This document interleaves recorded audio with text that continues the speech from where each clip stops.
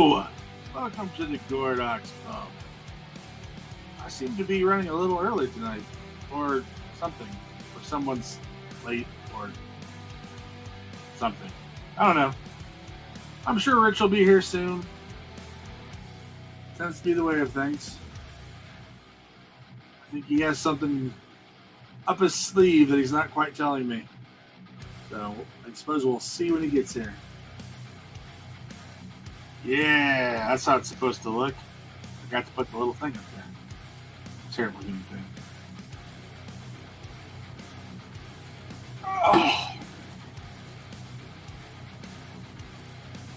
Anyway, so it's a little awkward knowing to talk out in space. So, anyways, yeah, working on my novel and everything. Got to tell you guys, there's a wonderful resource that I found on Facebook. Oh, hey, Rich is here. Thank God, that was going to be a boring story. So. Oh, I thought I was going to wait you talk for a minute. No.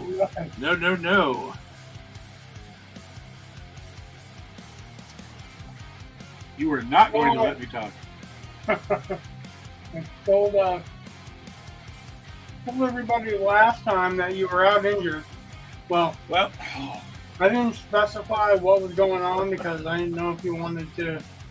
I don't know what's going on. I'm just old. Back hurts, and I don't know why. And it gets bad enough that I was a little worried I'd end up cursing in front of my students. Because, you guys outside. You guys outside. So the dog has decided that he's taking my place on the couch. He's literally sitting in my seat against my pillow and everything. Nice. Oh, goodness. So what do you got planned for tonight? Well, remember that cover I started that Yeah. I'm not going to do for that band because of, well, Whatever. Being sued. Okay. I thought I might do it for a giveaway. Okay. Like preparing for a giveaway. And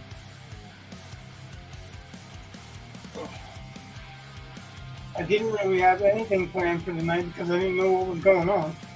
Well, that's all right. Matter of fact, I was going to just skip it, but Oh, well. you're here, so I'm like, hey, cool. Well, we can keep it short for tonight. And we can do something that we never really do. I'm just going to turn down the music on this one for a minute. Sorry. No. Oh, Well, I'm old.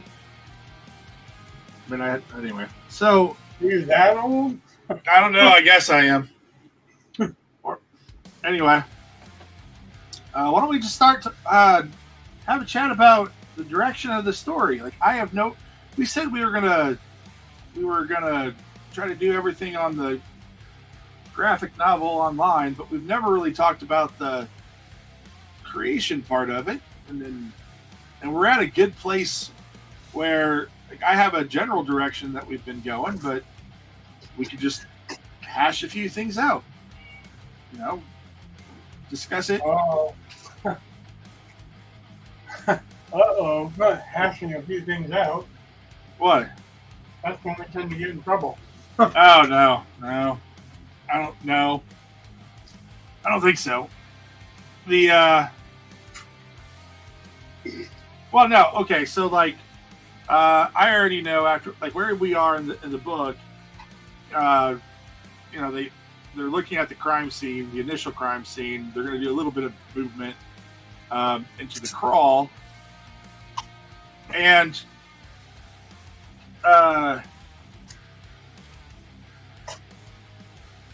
I really like I had talked a little bit about this with you before. How the outside was, like, incredibly dangerous. Yeah. And so part of what I was thinking was that they'll call it a virus, I think, but it's more like nanotechnology. That way, it's like when they let you out of a city, they inoculate you, so that you can get through, and you have to keep up these inoculations if you want to travel outside of cities. And I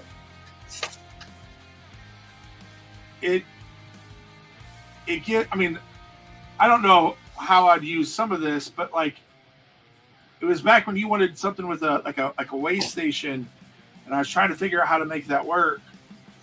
And I thought if you had a system like that, you would definitely need way stations. It would be a really smart move. But then when I was thinking about where we've been working now, that would mean like you have to be worried about like your water supply. You have to all kinds of things to make sure that you have a secure quarantine position. And so I was thinking, the first idea is that these excommunicated must be getting into the city somehow, because the excommunicated are the people that have been out there. And the reason why they become excommunicated is that's what that virus does. It mutates, and a lot of people just flat out die, but the ones that survive, nice. So yeah, it's an inclusive universe. So we're talking about consequences of things that are mentioned in the universe but not explored. Right. So we're starting to explore those things. I like it. So it's a direct result. What I mean by inclusive universe is that it's a direct result of what was done in that universe. Yeah. I'm speaking to anybody that's watching that doesn't know what I'm talking about. Some of this stuff you pick up when you're learning to write, or when you're being taught, or whatever. Yeah. That some I guess some universes aren't self-contained, I guess. Yeah.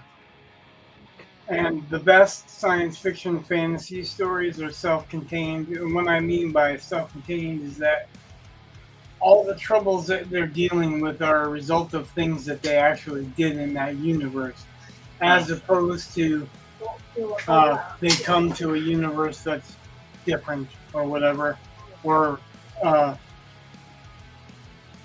there's no reason particularly why there's mutants that we know of, or because they're valid too. Like you can be so far beyond why the mutants exist that you don't know why they exist because it's lost to history or whatever.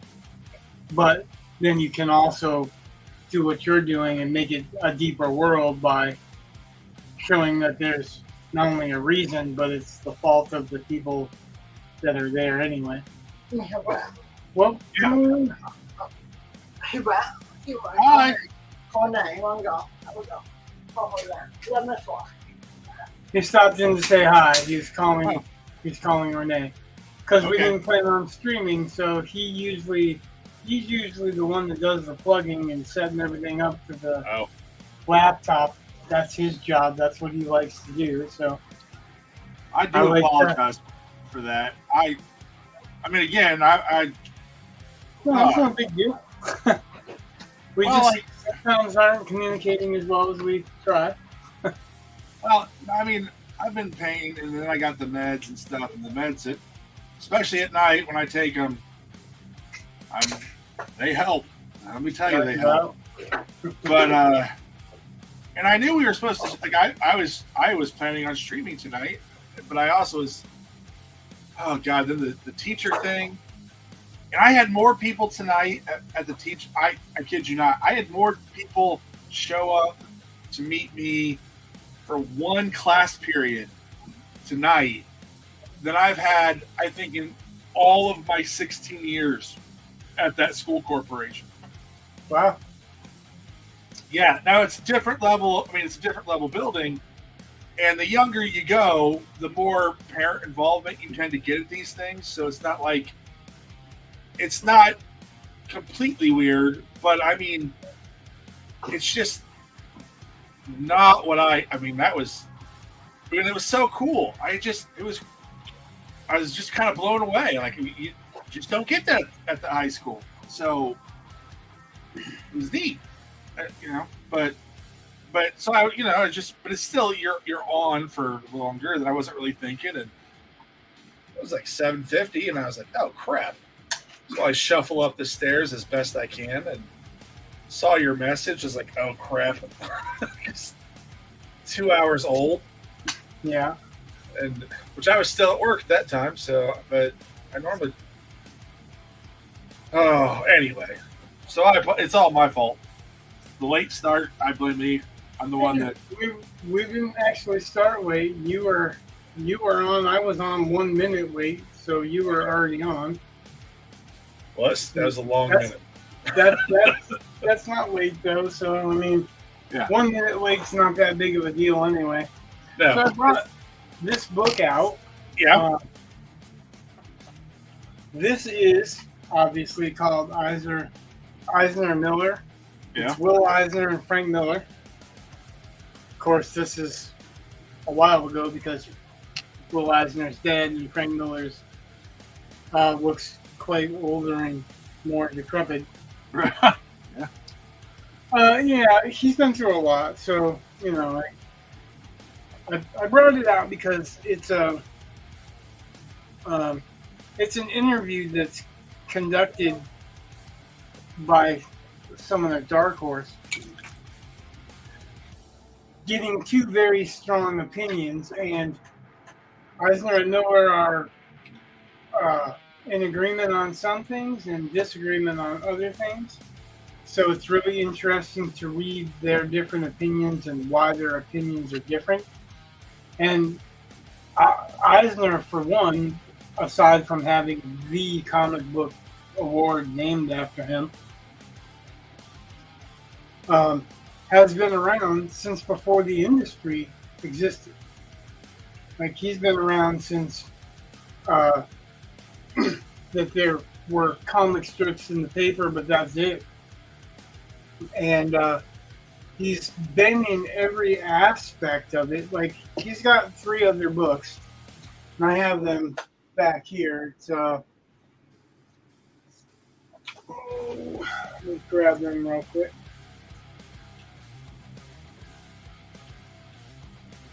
I'm gonna send a bunch of books out.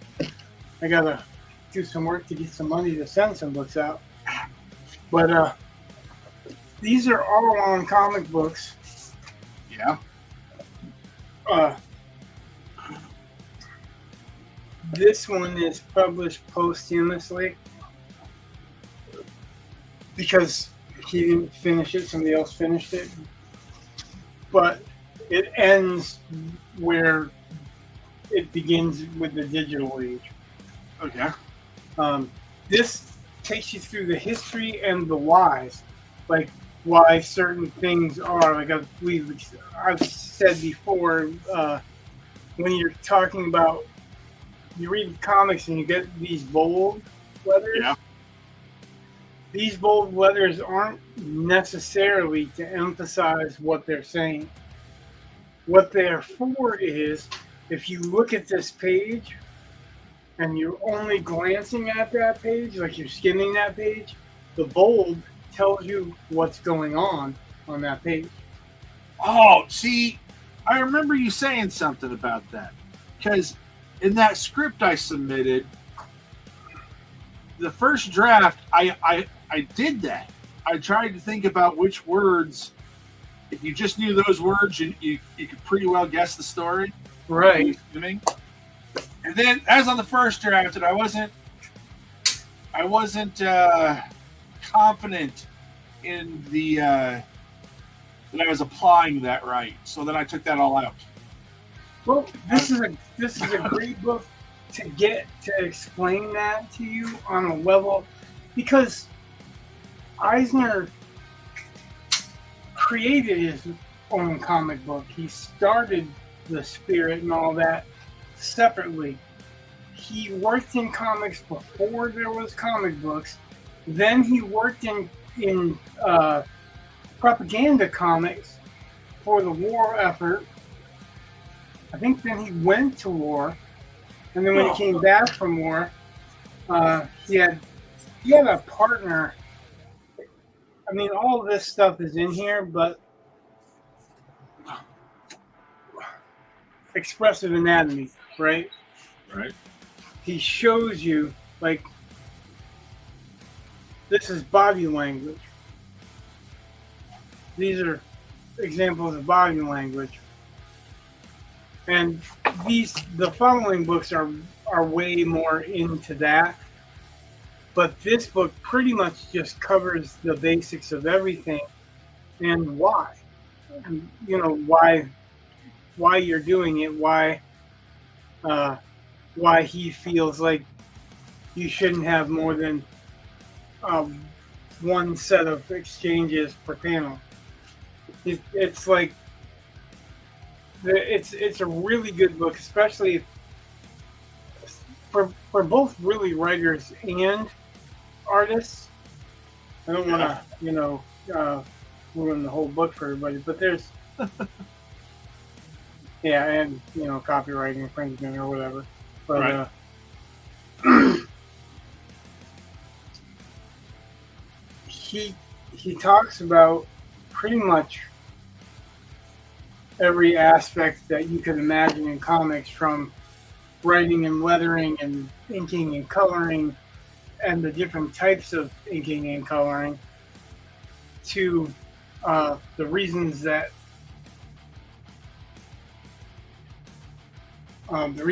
you emphasize certain words, or the direction that your panels should go to be read well. Like they go in a Z pattern because you read left to right and then start back on the next line like a typewriter. So the last panel, I mean, if you can, and you're an artist and you're drawing that last panel, if you draw that panel so that the focus aims towards the next panel, you're literally directing the eye. It's a compositional thing. Yeah. Towards forward progression. That's why the last panel on the page should never be facing that way. It should always be going this way. Like something should be happening to send you on to the next page. But it's really brilliant. It's not a thick book, and it's filled with examples of his own work. So it's really good. Graphic storytelling and visual narrative. It's more into. So this is not your regular panel structure. This is a tree. Right. But in the tops of the tree, you've got a shadow, like outside in the dark, and you're looking in through a window. Right. So it's, what do we call it? Uncommon or unorthodox panel structure. You see that a lot with like Todd McFarlane's Spawn, where the panels are webs or bubbles or whatever. He did a lot of experimenting with that because it's a graphic aspect. But these books are just loaded with information and loaded with approaches.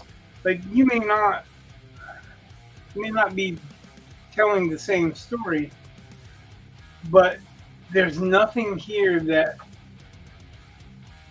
can't be applied to newer drawing techniques and newer storytelling methods.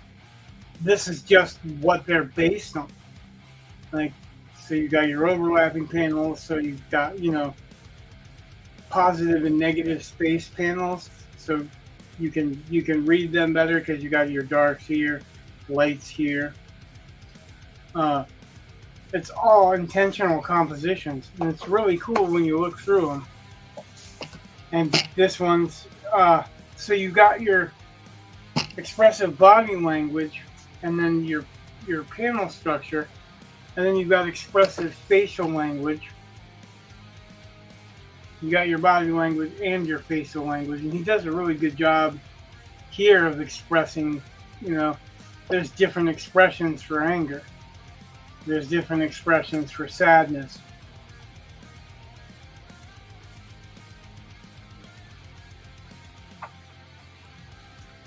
And this is historical. I mean, these are, I think this is like 1800s. I don't have my reading glasses on, but it's cartooning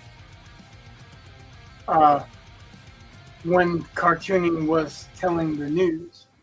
You know what I mean? Yeah. Like, you didn't have regular photographs or whatever. You had an artist depiction. Like, this is definitely expressive. Can you see this well? Hold on a second. I can see it better if I move my screen. Yeah, I can see that. Yeah, so not only is he leaning forward, the chair is leaning forward, right, and the sword's on the ground. So it's, it's doing the lean too. So it's a very expressive gesture. Just like that's an expressive gesture.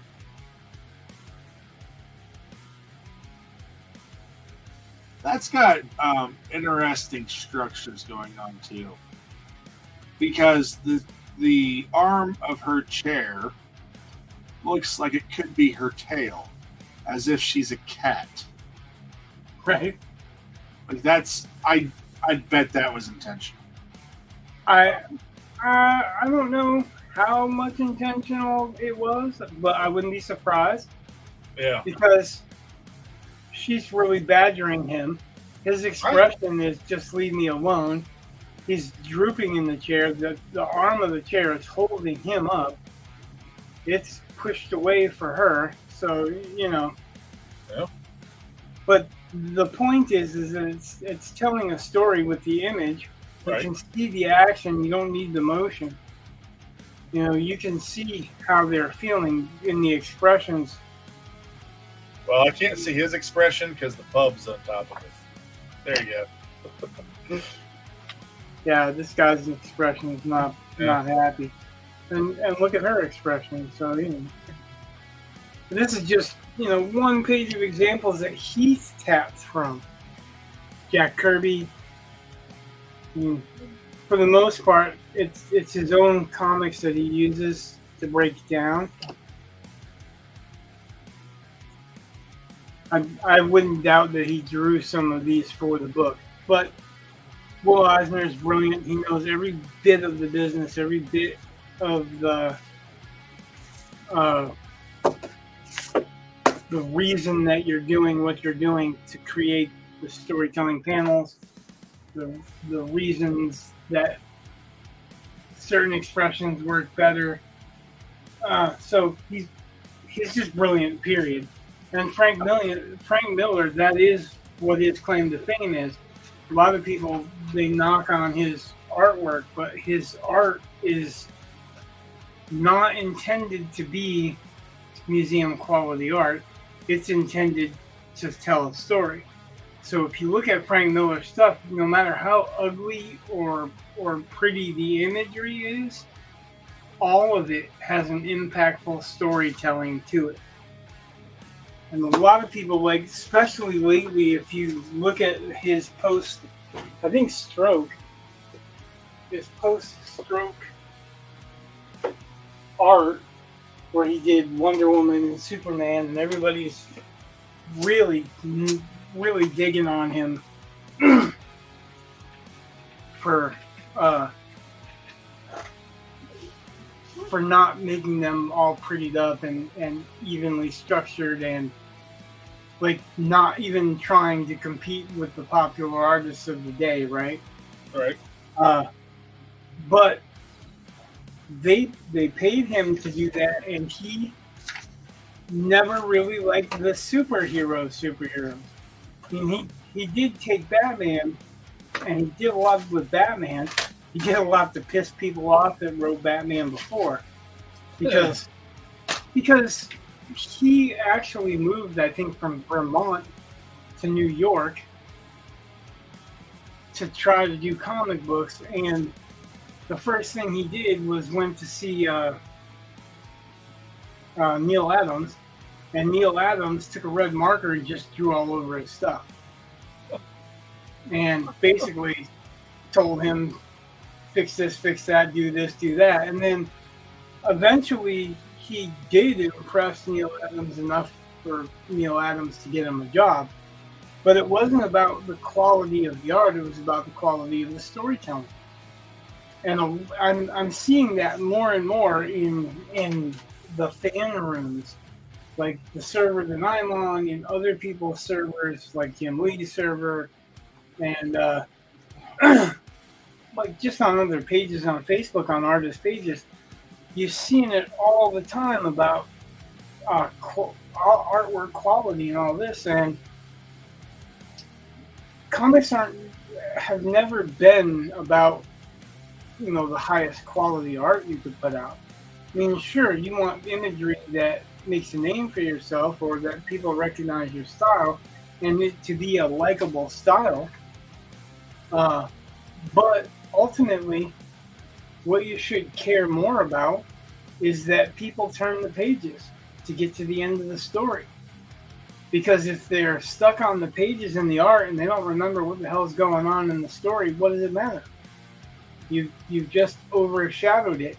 And that is, like, for example, I'm going to give you a movie example. Rebel Moon. Rebel Moon is all spectacle, right? Right. The spectacle, the artwork, the cinematography, the art of it buries the fact that the story sucks. I mean, what you remember about Rebel Moon is really not much of the plot. The plot is very simple, right? Yeah. What you really remember is, oh, that robot with the antlers on it at the end was really cool, and it's super cool that it's Anthony Hopkins doing the voice. Doesn't matter what he's saying. Right. He was barely in it. Well, no, but it's in the next one.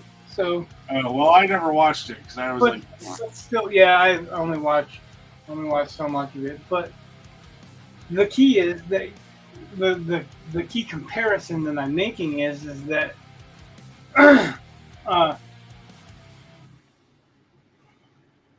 if you remember the actors and the suits and the spaceships and all that, but you can't say anything about the story or anything that's worthy about the story, then there's a failure there. That's what I'm saying. Why is a movie memorable? A movie is memorable because it tells a story. A comic book is memorable because it tells a story. And if it fails in that story department, doesn't matter how good it looks, it fails in the story department. I could buy Jim Lee's artwork if I wanted to just get Jim Lee's artwork, right? Yeah. Well, I was reading a comic that I already knew this story, but had never read the comic. And so I've been reading the comic. Well, I knew there were differences and things. That's not a problem. And I'm enjoying the comic. Don't get me wrong. I am. Okay, I'm enjoying the comic. So you would think I would say which comic it was, but I just want to say something nice, Rich. What you've shown me for our graphic novel is miles above the artwork in that thing. And like there were times I was looking at it, I was like, wait, who's that? Like if they didn't have a different hat on this guy, I'm not sure I'd be able to recognize this guy from this guy. And so I'm going through and I'm looking over some of these things, and I'm just thinking, damn, Rich has got like your stuff was just better, in my opinion. So that's why I'm You're sad. talking about the comic that's related to a TV show? Yeah, it's in the private comments. Yeah, I just looked at it. That's what I thought you were talking about. But I wanted to clarify it, and I see that you're avoiding saying it. But so there are different artists in that run, Okay. I believe, but I could be wrong. That the author was the original artist, but they might have told him to switch it up. I actually just watched something on, I want to say Amazon Prime, because I watched two comic-based things. One of them was Jack Kirby during the war, because he was in World War II, and it influenced his work when he got back from World War II. Yeah. Obviously, I mean, he literally almost was run over by a tank. There was quite a bit of stuff that happened to him. And he did 2 self-portraits within a 6-month period in the war, and you can see how he went from new recruit that was all excited to be going off and, defending freedom. And 6 months later, when he had seen so much death and so much bad stuff happen. But after that, they linked me to something that was about Image Comics. Okay. And it started with, it's like the Rob Liefeld, Todd McFarlane,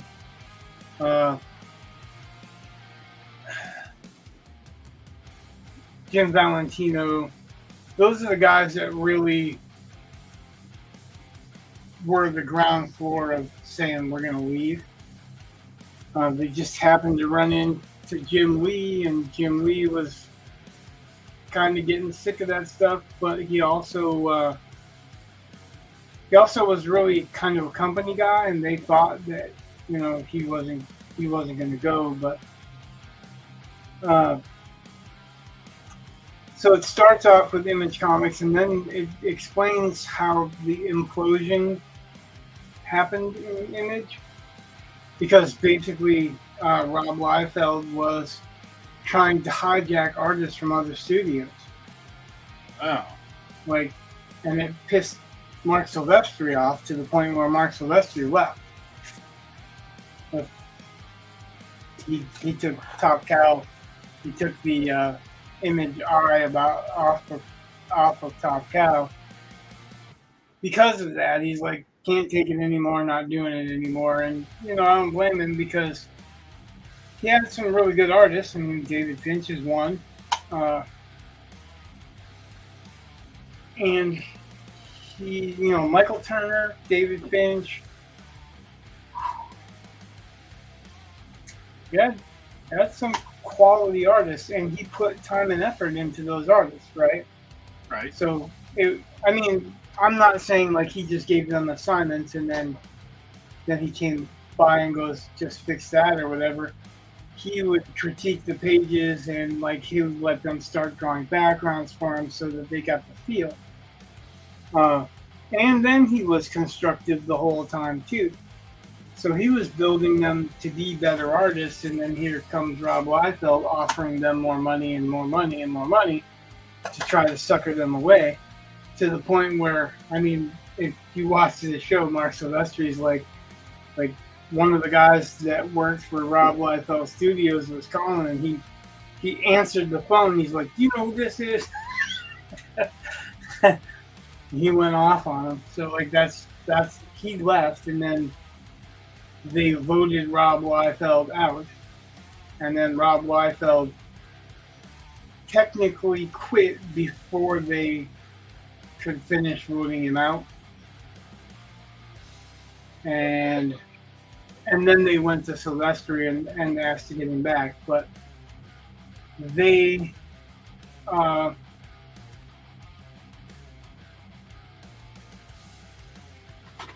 also kind of had an idea that Jim Lee was going to sell to DC, Oh yeah. So like somebody asked him about it, and then he's like, "No, I'm not gonna." And then like just a couple weeks later, he's like, "Sorry, I lied to you." Okay, that's nice. But that's how it kind of broke down. And Jim Valentino, I guess he had been drawing his own comics before he got into comics, and he'd been in comics a little bit longer than the other crowd. I mean, I think Mark Sylvester would be the number 2 age-wise that had been in comics, because he came in before John Buscema was done. And some of the stuff, you look at his old Wolverines, you can tell that it's based on a lot of John Buscema stuff. But yeah, they got him back, and then there was a halfway dissolution where there was only 3 guys left out of 6, and Jim Valentino took over as president of Image, which each artist had their own studio, so that Image was only a publisher. They didn't have any control over any content. It was each artist owned their own content, so you couldn't use somebody else's. Like you couldn't use Pitt without Dale Keelan's permission. You couldn't use Spawn without Todd McFarlane's permission, and so on. But Jim Valentino brought in a few new guys, and Robert Kirkman actually tried to get a weird comic in there. I don't remember, but when he ended up pitching Walking Dead, and they were like, we're not gonna do zombie comics. Zombie comics never sell. And then somebody else told him, because he was like, what do I need to do to get this magazine to sell the Image? And the other guy was like, you got to come up with a hook. So it's something different. And so he was talking to Jim Valentino and said, yeah, this is different because the zombies, it's a virus that's actually sent by aliens, because aliens are planning on taking over the planet, so they're just trying to clean up the planet with an alien virus. And that's Valentino's like, okay, we'll give it a shot. And then in like the first 4 or 5 issues, they're all like, we don't see any Easter eggs for the alien thing. He's like, oh no, you just said I needed a hook to get in.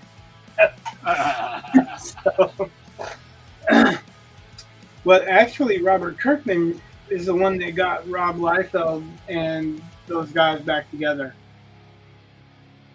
He really worked at it because he was a fan of Image as a kid. So it's interesting to see, like, he's second generation Image. And there's a few other Image comics that were put out that were pretty cool, but Robert Kirkman's by far the most famous of them because he's the big guy money-wise. I can't remember for the life of me what he said his first comic was, but if you heard his first comic idea was, but if you heard it, you'd probably be cracking up. Crack me up. So yeah, comics in movies and TV, they're quite different, huh?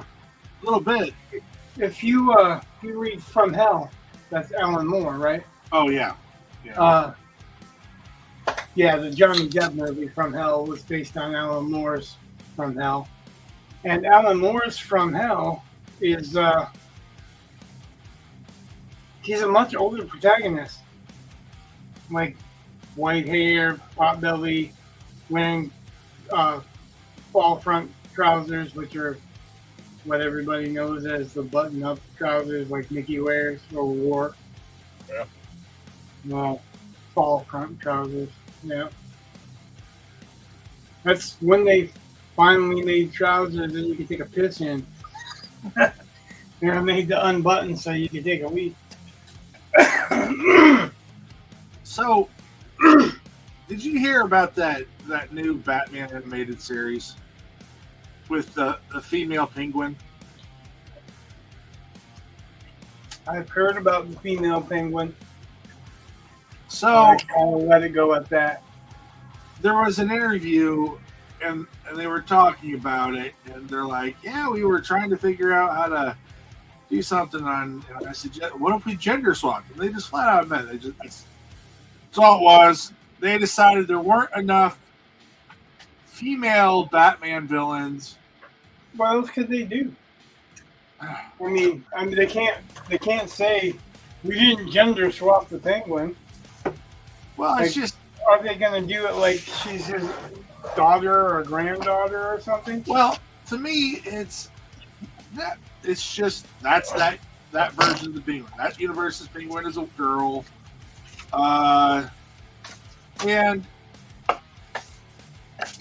here instead of saying, you know what, I've got this really great idea for a female villain. Like, she's gonna be the Thanos of DC, but cooler. I mean, just whatever. And for all the nerds that want to joke that Darkseid is already the Thanos, okay, I get it too, but still. What's that? Oh, Darkseid and Thanos, some people say, are kind of the same character, so, but whatever. I'm just saying. Jack Kirby. I don't know if Thanos is Jack Kirby. I don't know, but I just know that Darkseid is Jack Kirby, and he was drawing him for a very long time. But just they could have created a female character, and what kind of pissed me off, they even mentioned Harley Quinn, which was originally invented for the original Batman animated series in the 80s and 90s. So what? Harley Quinn? Yeah. So why couldn't they just come up with, if they want a female character, cool, whatever, I don't mind. Come up with one. Like, create, no, gender swap. Oh, that's so creative. I don't agree with the gender swapping, but I think I could be on board with Cobblepot being a mutation and passing it on in his genes. Yeah, but that's not what this is. No, I'm not saying that is what it is. I'm saying I could be on board with that. Okay. Because it wouldn't be gender swapping, even though it kind of would be doing a girl version. But it wouldn't be the same person.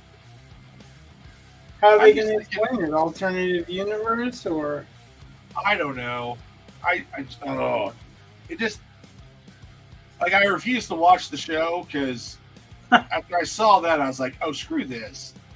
Let's just screw this. Like, you could have had a good character. You could have created something awesome.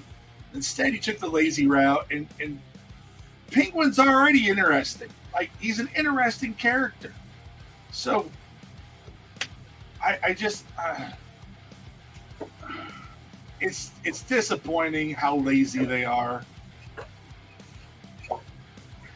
I was watching Chuck Dixon's Ask Chuck Dixon, like yesterday's episode, last night's episode, something like that. And he brought up an interesting point. He talked about characters that basically characters that are not touchable. They're characters that DC or Marvel or whatever had that they refuse to let other writers use.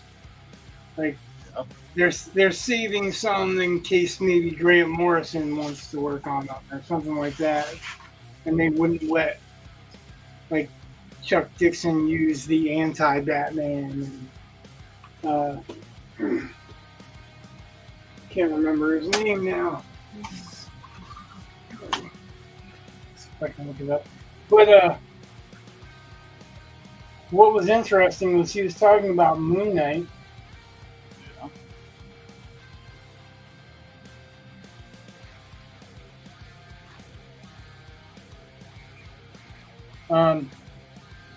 Because Moon Knight, I think he's wrong because as far as I know, and I'm a pretty big Moon Knight fan, Khonshu is not supposed to be a pharaoh. Khonshu is supposed to be an Egyptian god. Okay.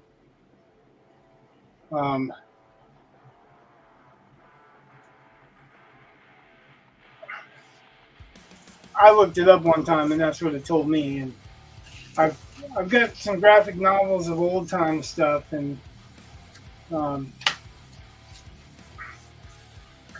don't know. That I don't think he's a pharaoh. But the interesting thing that came out of it, whether he's a pharaoh or an Egyptian god, is that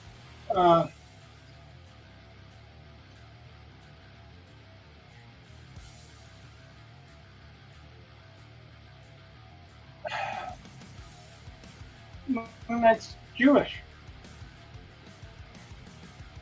Huh. Okay. So that doesn't scream anything to you, huh? I think it.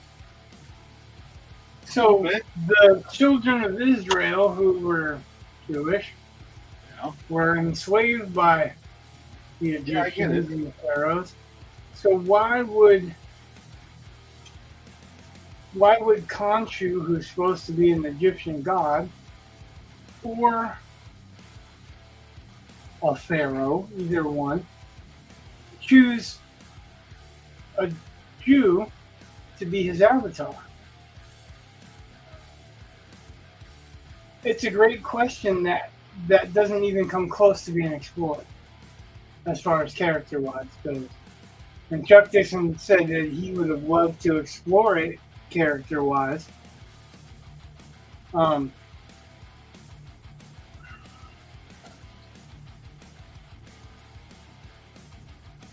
Because when the children of Israel got to Israel, they were the sons of Jacob, and their families. And Joseph was considered a Hyksos ruler. And Hyksos just means foreigner. So, but Chuck was like, well, would have been interesting if when Joseph was given command, he literally led a Jewish force in and took them over. Basically like Ptolemy or Alexander and the Greeks took over Egypt, and Cleopatra was really Greek. So he's saying, wouldn't it have been interesting if the pharaohs that were enslaving the Jews were actually Jews, because they had taken over. So, but Marvel wouldn't let them do it. I mean, there's obvious reasons that Marvel wouldn't let them do it, but remember when we were talking about how the difference between DC's characters and the difference between Marvel's characters is that DC's characters were made to be fun characters, and Marvel's characters were made to have Jewish guilt. Which is why Spider-Man has Jewish guilt, and it's why pretty much all of them, well, even Daredevil, even though he's Catholic, has Jewish guilt. It's just called Catholic guilt, right? Right. It's the same concept. So I just thought it was interesting that he was mentioning it and pointing it out. And one of my favorite characters is Moon Knight, so I'm using Arches paper. Arches is not cheap, by the way. It's like something like $30 for 16 sheets or something. Jeez. Let's see. Wow, I was giving him credit. $30 for 12 sheets. Jeez.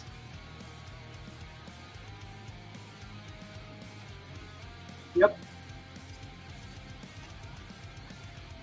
12. Wow.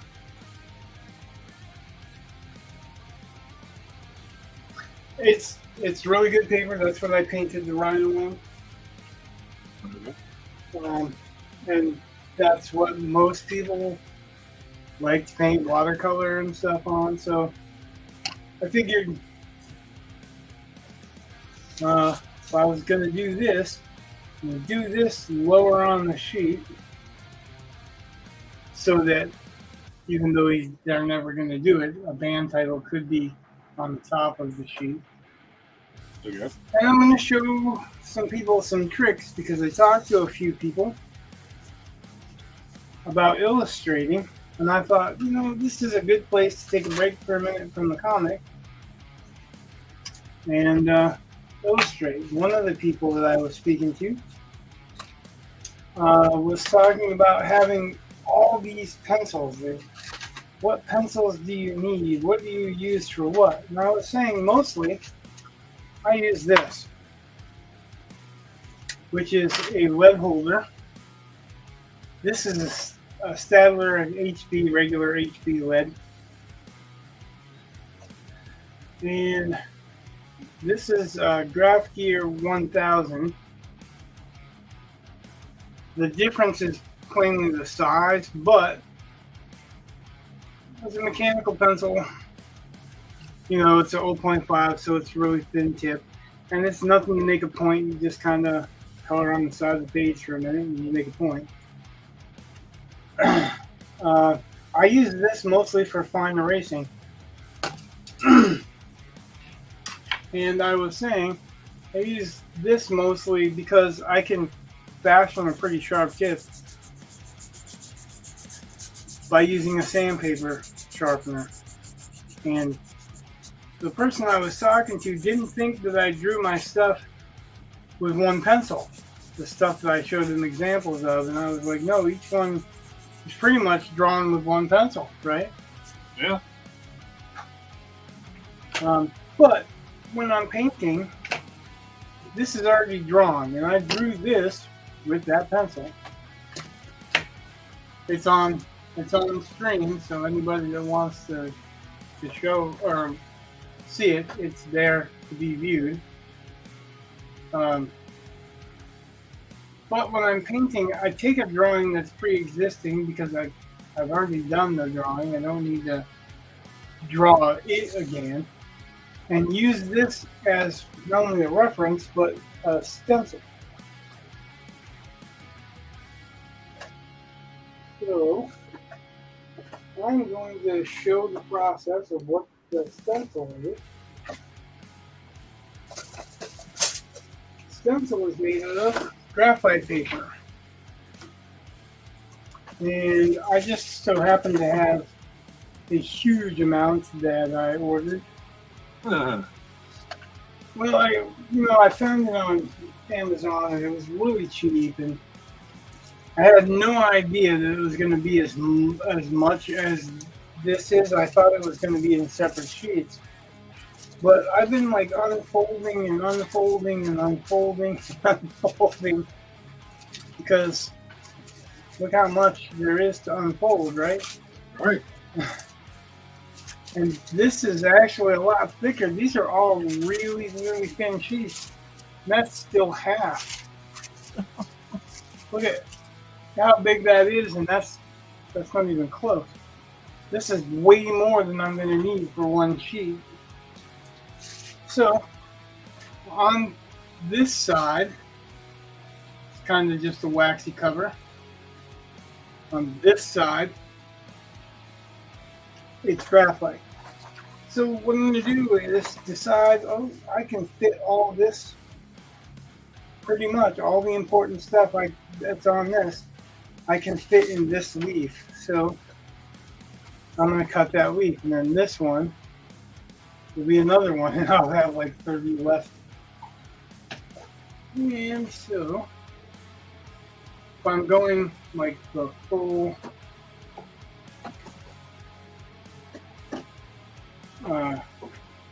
disclosure,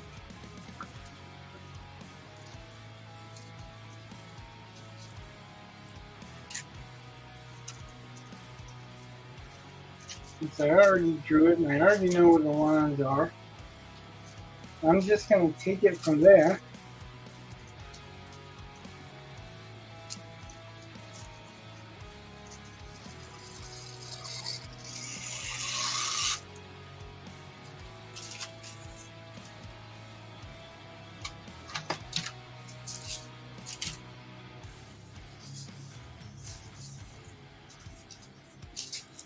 Another layer. Oh, look at that.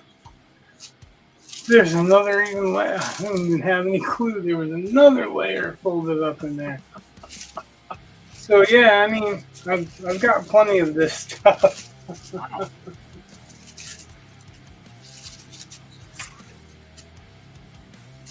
And it was well worth the $5 or something I paid for it, because I've been using this for years. I've done a few paintings with it.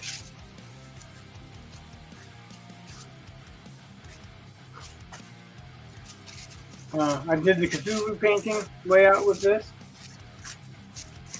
So I basically did the underpainting and then came back into it.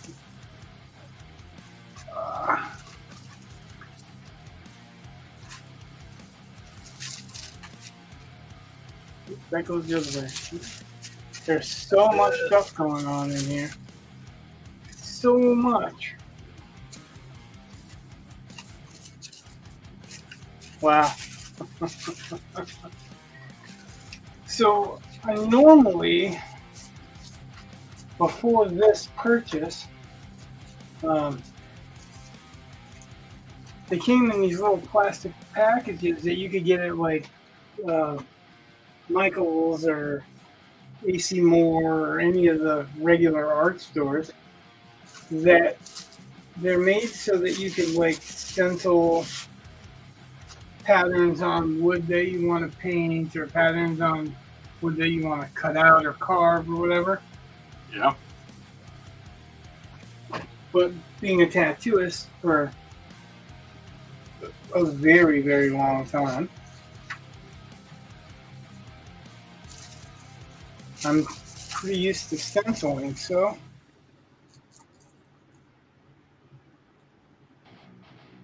I use that when I can to save on drawing the same thing 30 times. Now I need to figure out. That's plenty long enough. Wow, I'm going to have like twice as much as I need almost. I only really need that much.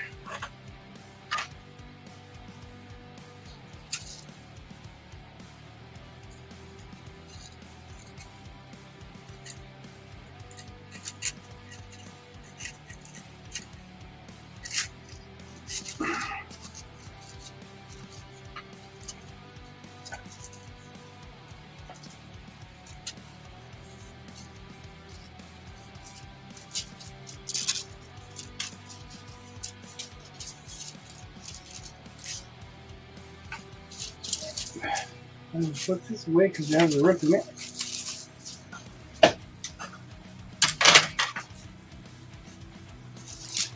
And then the key is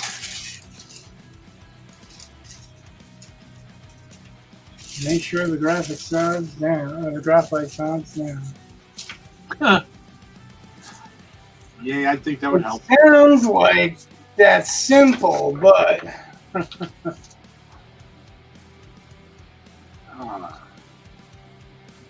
okay. it's not always as simple as it seems. I taught 7th graders today how to put the tag in a hanging file folder.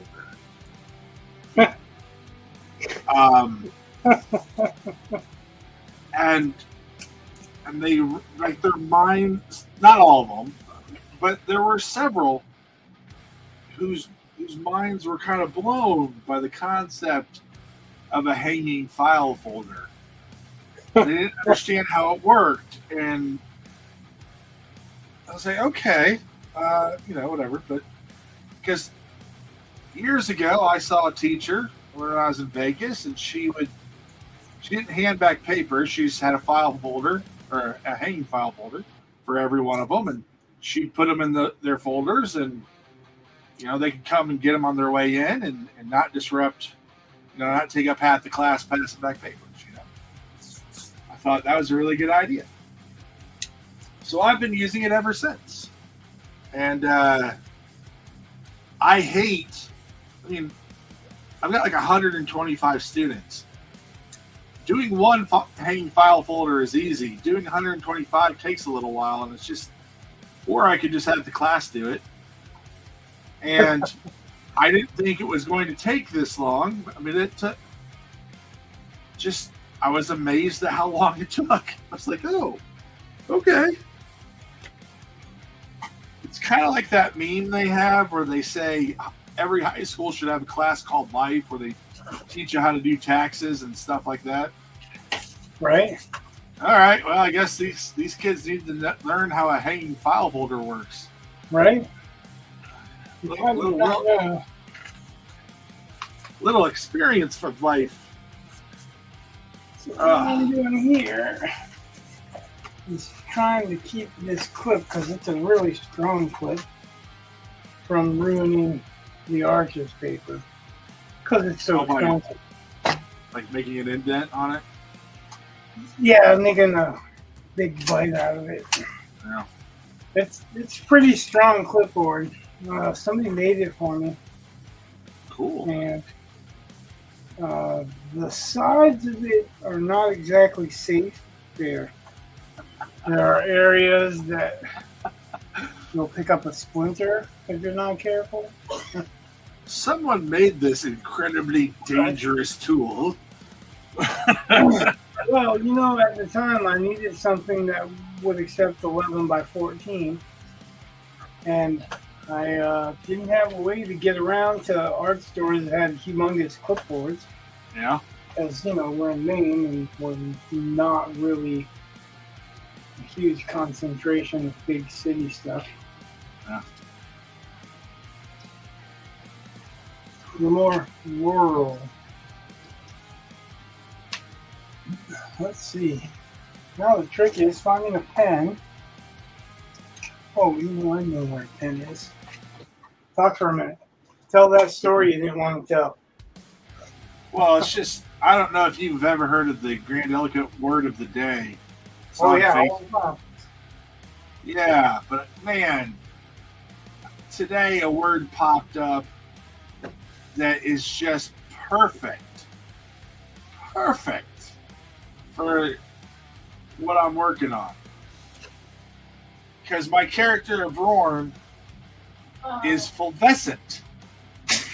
What is it? Fulvescent. Fulvescent. Yeah, it means somewhat tawny. Yeah. Because, what? it means somewhat tawny. Like orangish brownish. Tawny. Yeah. Well, yeah, I know what tawny is. Kind of like golden brown type of. Yeah, orangey color. Yeah. So that's what fulvescent is. And since he's a knoll, that makes perfect sense. Like that is. Oh. That's a word that'll work for him. Well, the problem with that word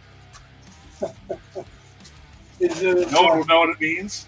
Yeah, it's a dollar word. Yeah, I know. And for those people who were asking me about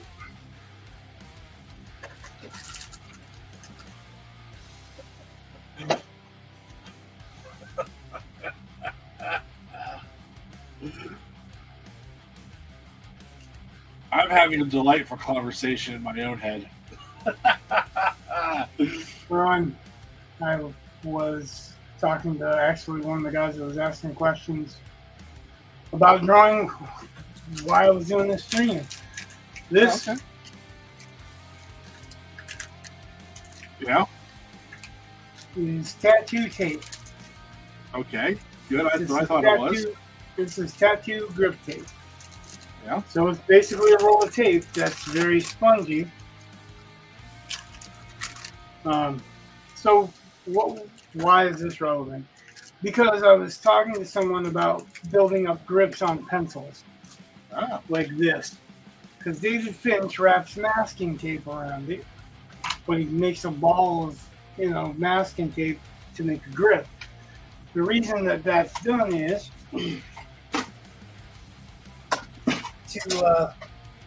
it's ergonomically better for your hands, especially drawing over a longer period of time, so that you don't develop tendonitis as easy and so on. But Hey, Valthorn said, "Hey, that was me." yep, that was you. So this is tattoo grip tape. I haven't opened one actually.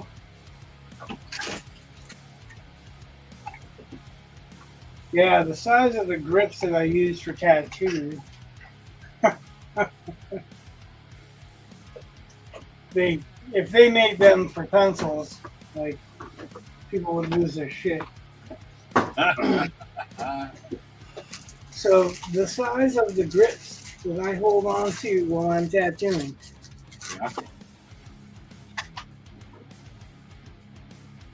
Yeah. So I'm like this. I'm not squeezing. I'm just lightly gripping. They have some weight to them on their own, and they counter the weight of the machine. So if I'm drawing, it's like this. Now I wouldn't use this much grip tape to get there, like if I'm using on a pencil, but you wrap it this way, wrap it that way a couple of times. It's not really super tight, but because it's sticky, it's going to grip. And there you go. You got a big grip. It's not that big grip. I mean, I guess you could, but that's made to go over tubes that are wider than this anyway. So, but yeah. Actually, I was looking because I hadn't looked roll.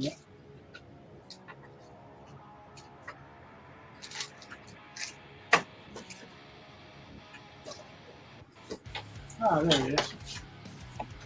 So here's my open roll. And it's just spongy tape. And so I'm going to use this pen because that's what I'm going to use to stencil this. You need a good tip when you're stenciling on this kind of paper.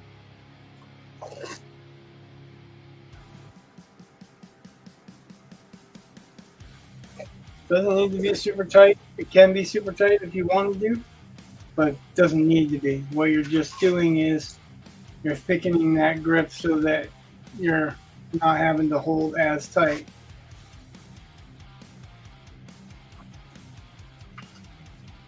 We'll move our just straight.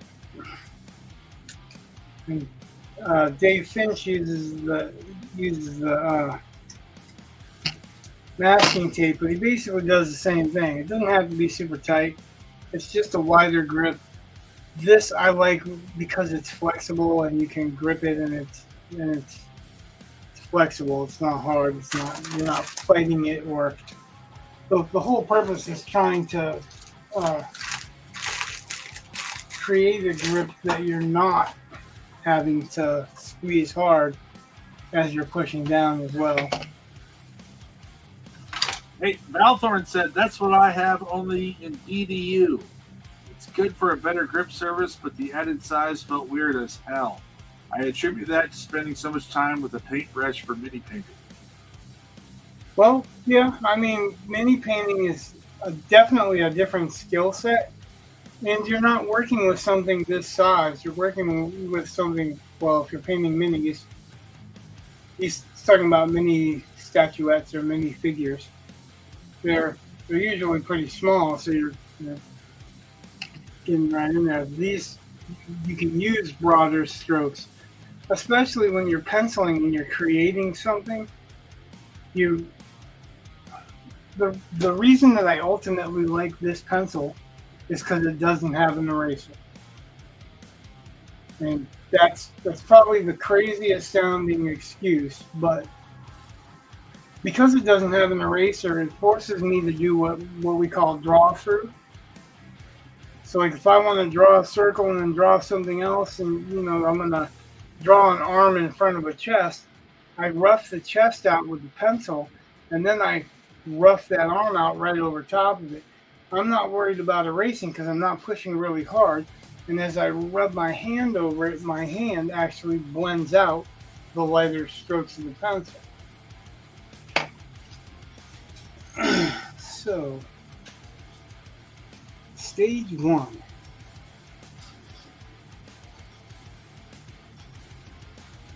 This is a careful process because the stencil paper that I'm using, if you press too hard, will do such a solid line that it makes it difficult to cover with paint. And especially since I'm not gessoing this, the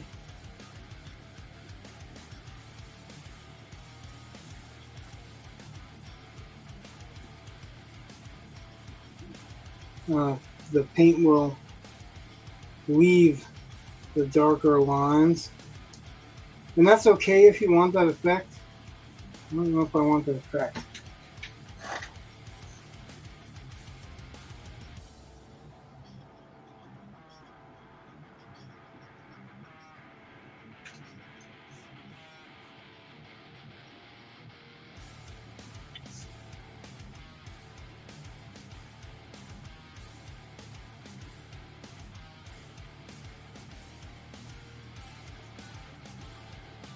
This is just a regular ballpoint because I need a hard point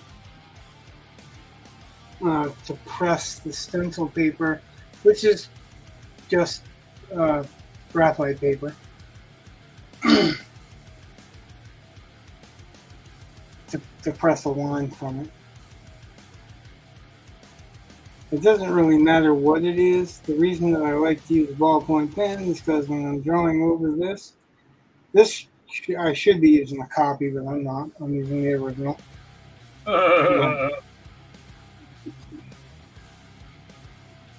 Well, because the drawing is not as important as the end product, right? I suppose. I don't know. Somewhere in my house, I have the sketches I made in a painting I painted of a girl in my class in high school, and the last few days of summer, the year we graduated, like the last few days before college, she got into an accident, just weird, just drove off the road and hit a tree that was smaller than my arm. And she died. And I don't know. I kind of like having all the stages that went into that. So, well, this is not that. Hey, Valthorn said, I'm actually thinking about going back to using a regular Faber-Castell art pencil because I hate trees and squirrels.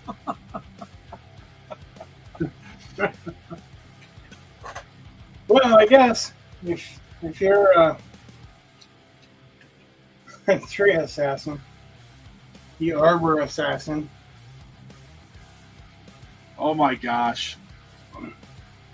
There was, for a while, my son Thaddeus and I had this kind of ongoing story about this suicidal squirrel that we kept seeing on the way to school, and or on the way home, and we would be driving by. He contemplates it, and you can just tell he hates life, and so he's. I love that squirrel, and I kept hoping he'd jump out in front of the car.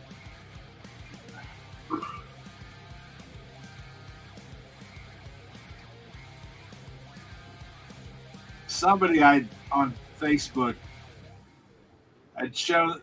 They shared this picture of a dog, and oh my gosh, the dog is like this bulldog. He's sitting there, and let's say his little dog looked like Snoopy almost. I mean, it looked like it had ears and a tongue sticking out. And I just thought, now that would be a great comic strip. A dog talking to his, little dog. Except for the little dog has all the intelligence and the big dog's in charge. He does all the wrong stuff. I think it'd be great.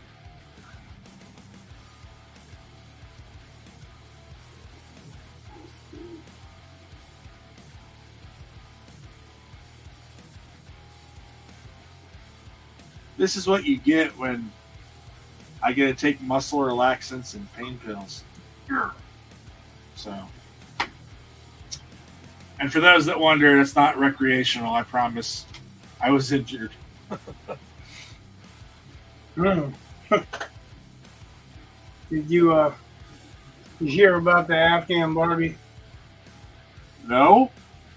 It's a blow up doll.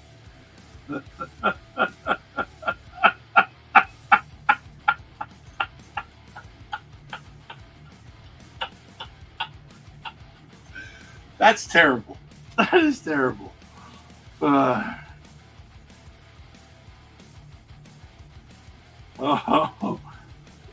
said only one of those statements is true. Every time one of the little tree rats farts on a power line around here, we lose power for a few minutes. Lovely. Shit, the squirrels that we've got, like Amanda's got a little picnic table she built for the squirrels. So she puts a dish, and they come down and they sit on the bench or they sit on the table and they eat it. And they also eat bird food and everything else. But our squirrels are so fucking fat, they can't run across the street. Like they're sharpening their bellies as they go across the street. I saw somewhere that supposedly, and again, I read this on the internet, so whatever, but I haven't decided to look it up more, I guess, but that squirrels at one point in time were a rather popular pet. I know one of my wife's great uncles had a skunk as a pet. That stinks. It didn't. But it scared the shit out of the cops that would pull him over for drunk driving. And get out with a skunk under his arm. Oh, that is funny. Good times.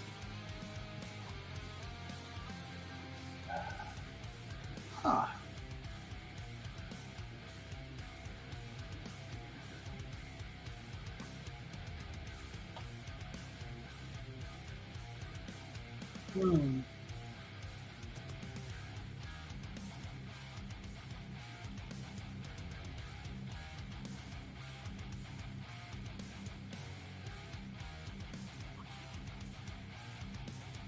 Yeah, so one of the major changes that I've had to undergo, alterations to my professional career, if you will, is I'm used to having students who are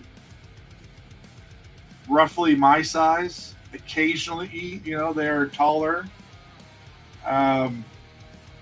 But, for the most part, they're fully grown. And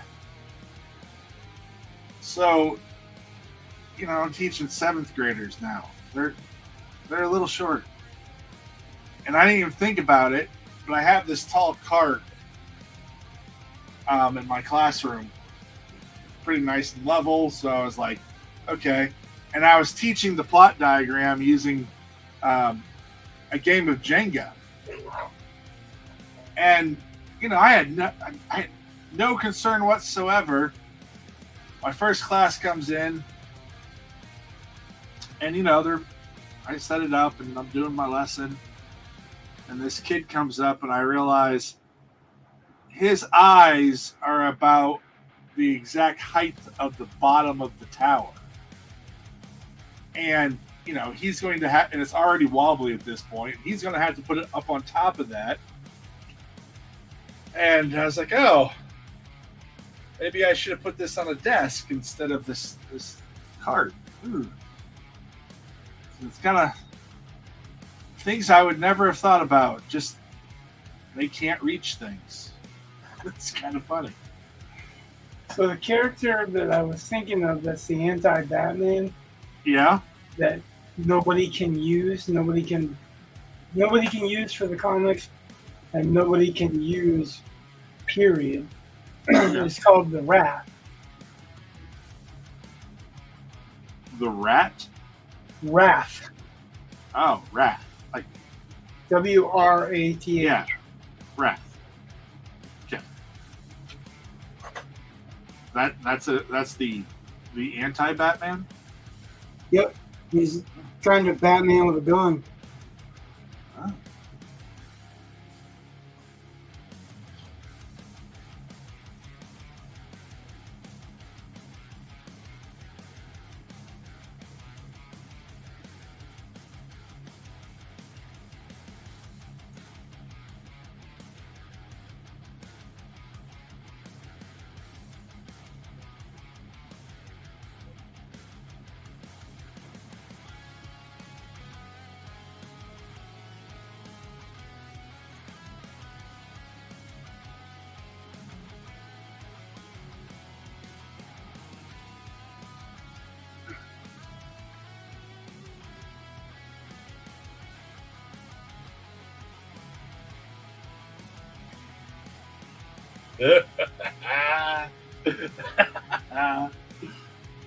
Valthorn said, I think you forgot about Alfred Double Tap Pennyworth.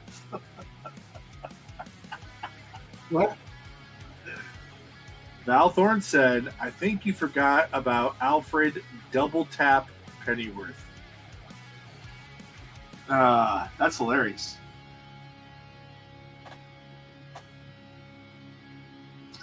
No. He's not a Batman villain.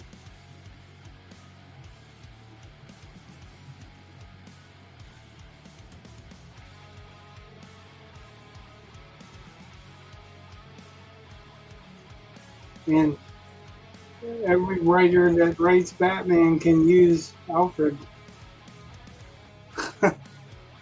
We're talking about a character that is off limits for writers to use.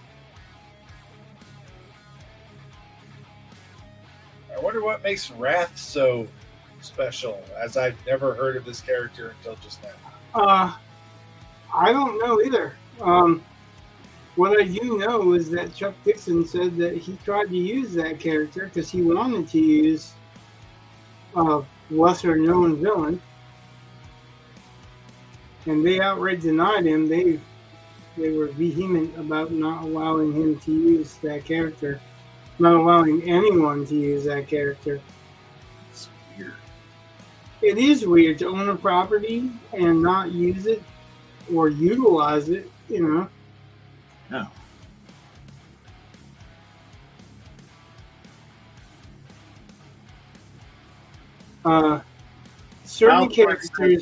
Certain characters are on reserve for certain writers. Like, they've expressed the interest in writing certain characters, and to attract those writers, I'm sure that the major companies are restricting usage of those characters because of that. But I don't know how many writers wanted to use the Wrath. Really?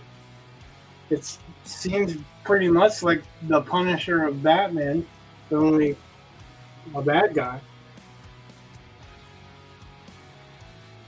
Valthorn said he was just saying that that Alfred has shot several One even got the 2-in-1.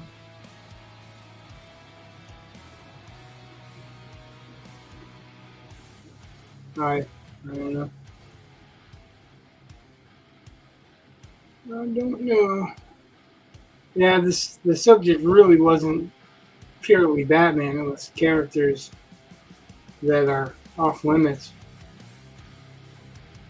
or characters that were different from the movies too, right? Those are the two subjects that were related in that discussion. Or comics that were different from the movies, characters, comics, something like that. Okay. Was it not? Am I wrong? No. I could be wrong. I've been wrong before. I'll be wrong again.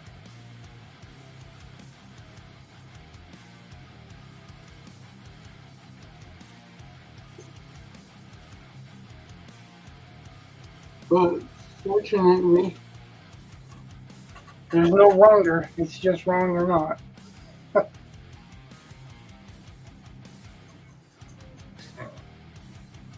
Otherwise, I'd probably be wronger a few times too.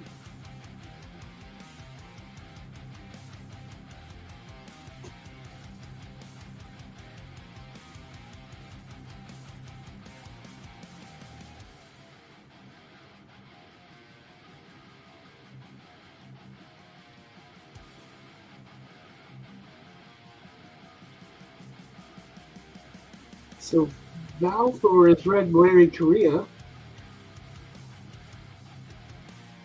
because he knows his alternate moniker.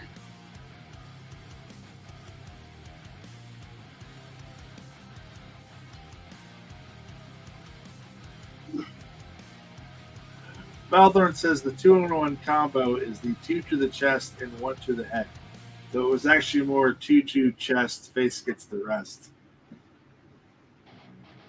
Just telling us about the deadly Alfred. Yeah, that's your classic center mashup. Because it's just on the head, but they prefer three right to the chest.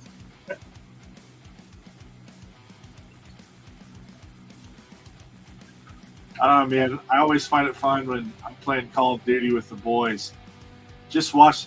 For some reason, I have a deep fascination with shooting out their legs so that they fall into the fire more.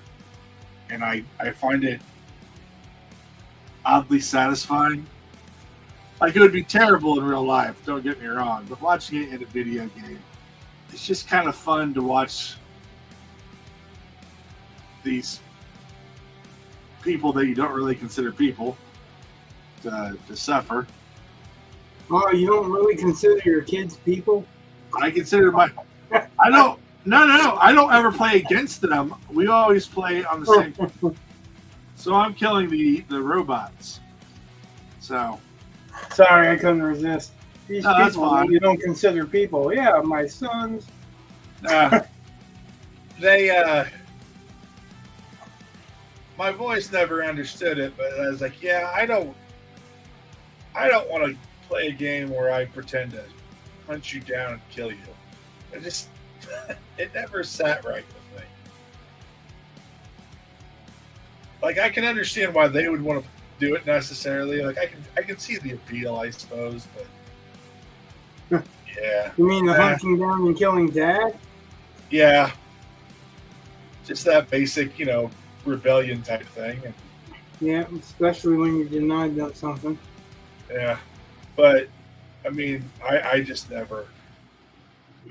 I don't know. Also, I didn't want to be competitive with them. You know what I mean? Like, I was like, no, I don't want to. Nah, I don't like that.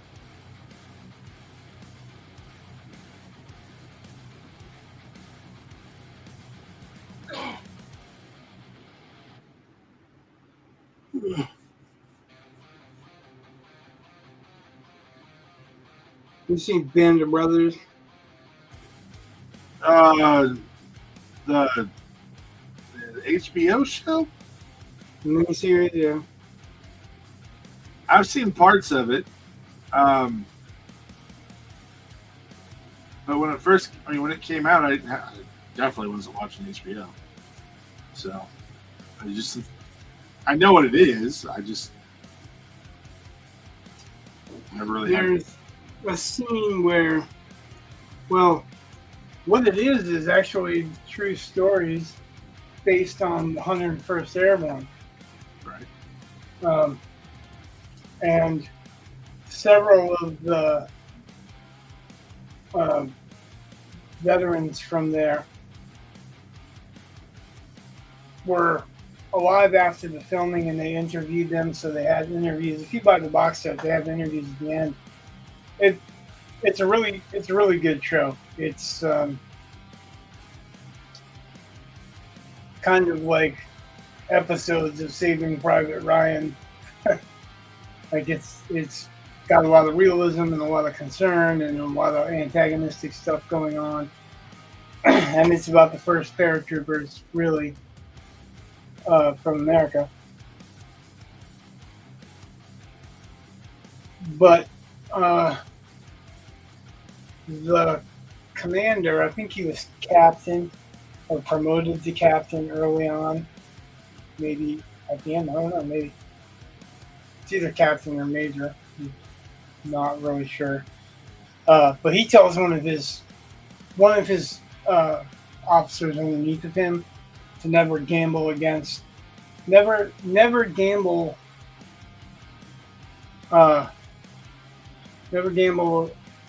the privates. Never gamble with the men under his command, because you don't want to ever win money from people who are going to risk their lives for you. Some pretty interesting theories.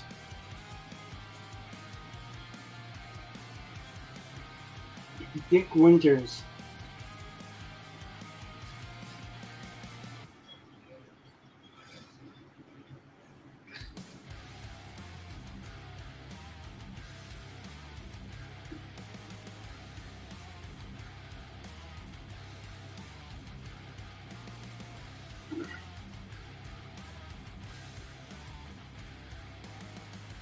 If you haven't seen all the episodes, I think that you're missing out. There's some really, really good writing there, and really, really well told life experiences. And I didn't feel like politics were getting jammed down your throat. You know what I mean? Like, there were obviously Story. What's that? It was centered on story and character. not Yeah, agenda. I mean, but there were politics, because we're talking about a war, so some people Right. have different politics than others, but they weren't saying this group is right and this group is wrong in any way. They were just disagreeing with chains of command that, people that shouldn't have been fit for command. And they illustrate why that the men were of that opinion. And there's at least one point that all of the non-commissioned officers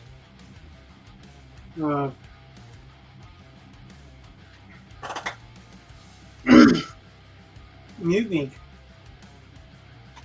They literally signed documents saying that they would, if this person was in command,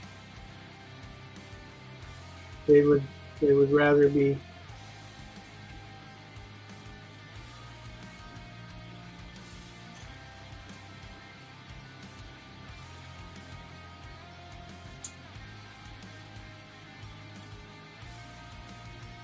word is failing me. Court-martialed. Oh. They would rather be court-martialed than to be under this guy's command, because he's going to kill a lot of people. It's really well filmed, really well done. Tom Hanks is behind the project. I have mixed feelings on Tom Hanks, but as an actor, he's a good actor. Superb actor.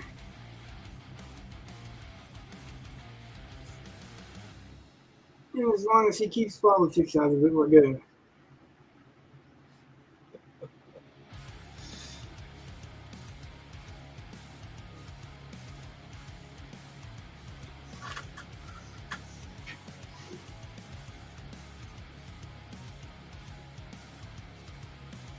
So I'm basically using your feathering lines that I would use if I was drawing comic style stuff, inking comic style stuff, to mark some of the half tones. Some of this stuff. That way when I turn the board, it won't knock everything off.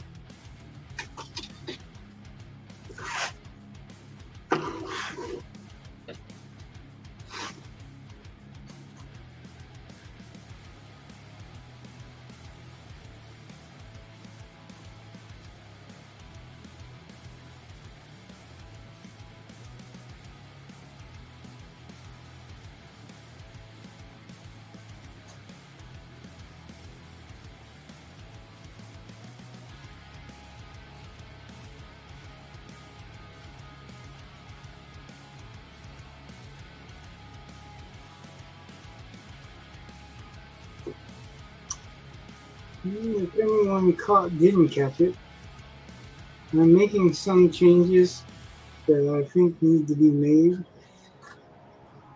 as I'm working with the pattern, as I'm creating a stencil or a pattern.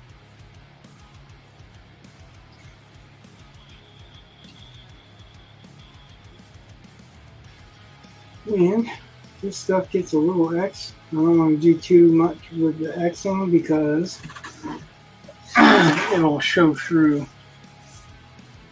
And I may not want to paint the darkest darks black.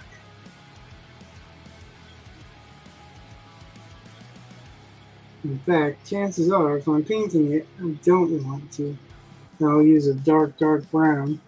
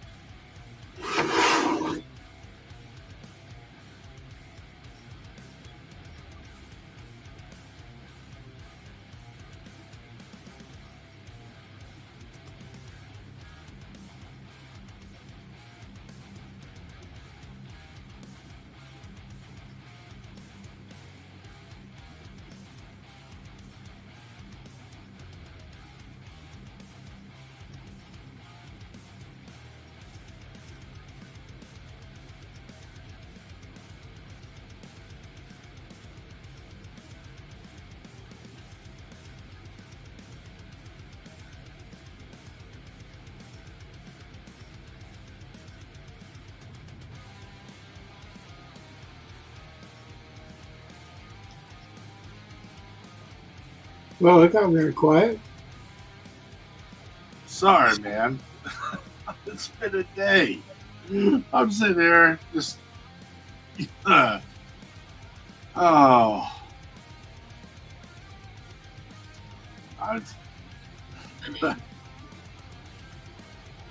Muscle relaxants, steroids, pain pills, long day. Just.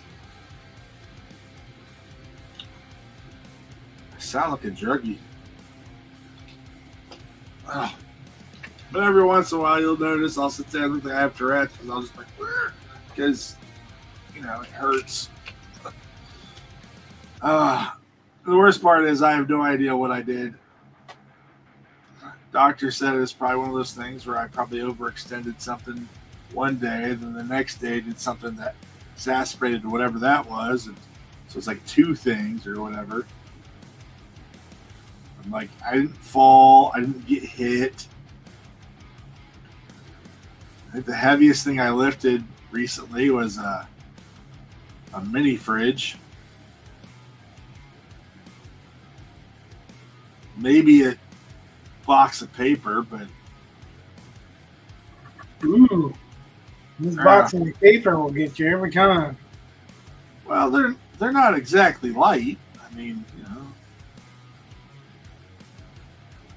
but yeah, it's still not. I mean, it's not. It shouldn't be enough to throw my back out.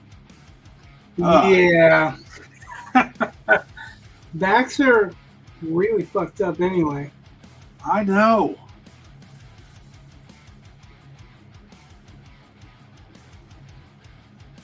I got the SI joint dysfunction, and man, you would think it would be nothing, right? But holy crap, Oh, paralyzing sometimes.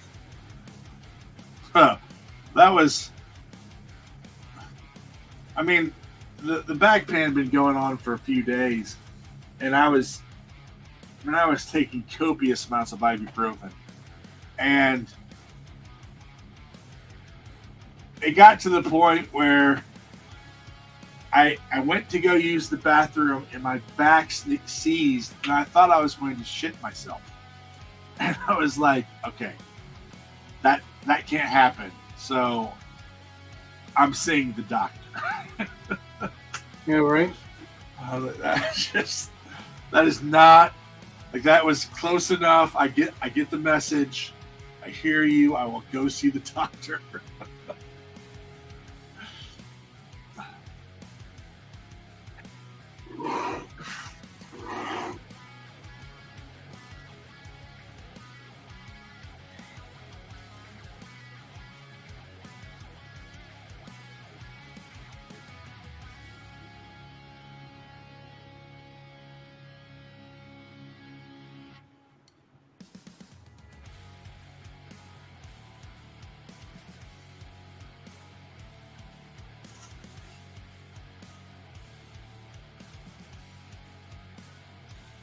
Yeah, shit that happened that would I would just take it in stride as a kid.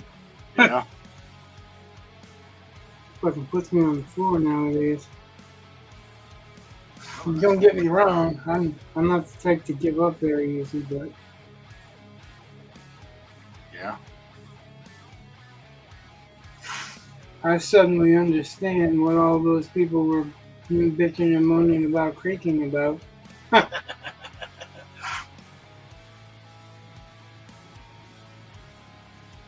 Well, that's the other thing. And they're like, well, you're overweight and you're getting old. And I'm like, yeah, I get it. I mean, I understand. I those are two undeniable facts. And I was just like, yep, I guess so. But kind of sucks. I mean, old age is the goal, but it's not necessarily a destination we want to be, I guess. You're like, yeah, I'm fat and old, but you're ugly. I can lose weight.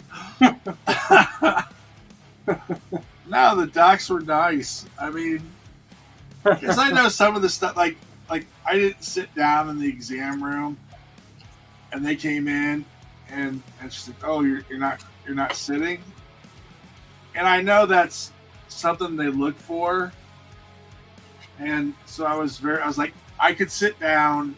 I could. I'm not going to pretend like I can't. I was like, but the odds of my back spasming when going down or coming up kind of increase, every time I do it. It's like, so I just thought I'd stand. She's like, okay. Because it's one of those, I didn't hit anything.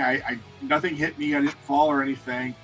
And I just kept thinking, this sounds like I'm drug seeking. But I'm not. It's so fucked up that you have to think that, you know what I mean? Well, I suppose, but like, really, my thing was, I was like, I told him, I'm like, I had to be able to like, I got to go to work. I'm not trying to get out of work. I want to be at work. I have to miss tomorrow, and I mean, I hate missing school this early on in the year, but this is an appointment for my son, and like that's kind of. Those ones aren't easy to make. So, like, it's got to happen. And Thaddeus has two of them back to back. So, like, it's unfair to say Rhonda should go take them one day and then I should, for both days or anything. So I'm taking them tomorrow. But, yeah, it's one of those things where I just worry. That people think I'm looking for drug or for medication. And really, I was like, no, you got to make it so I can go to work. So I don't think most drug seekers are looking for ways to get back to work. Right. But it depends on what they're doing, right? I suppose. Of course, if they're doing anything questionable, you probably don't have to worry about going to get drugs from the doctor. Well, I was, oh my goodness. I have been spoiled with this first hour of mine because like the meds haven't kicked in enough by the time I get to work. So I'm just walking like an old man and all this stuff. And this first hour I have, I don't know if they're just quiet children or if they're still asleep. I don't care. They have been a dream. It's been such a, because an injury like this could really go back and tell that person that started all this shit, thanks.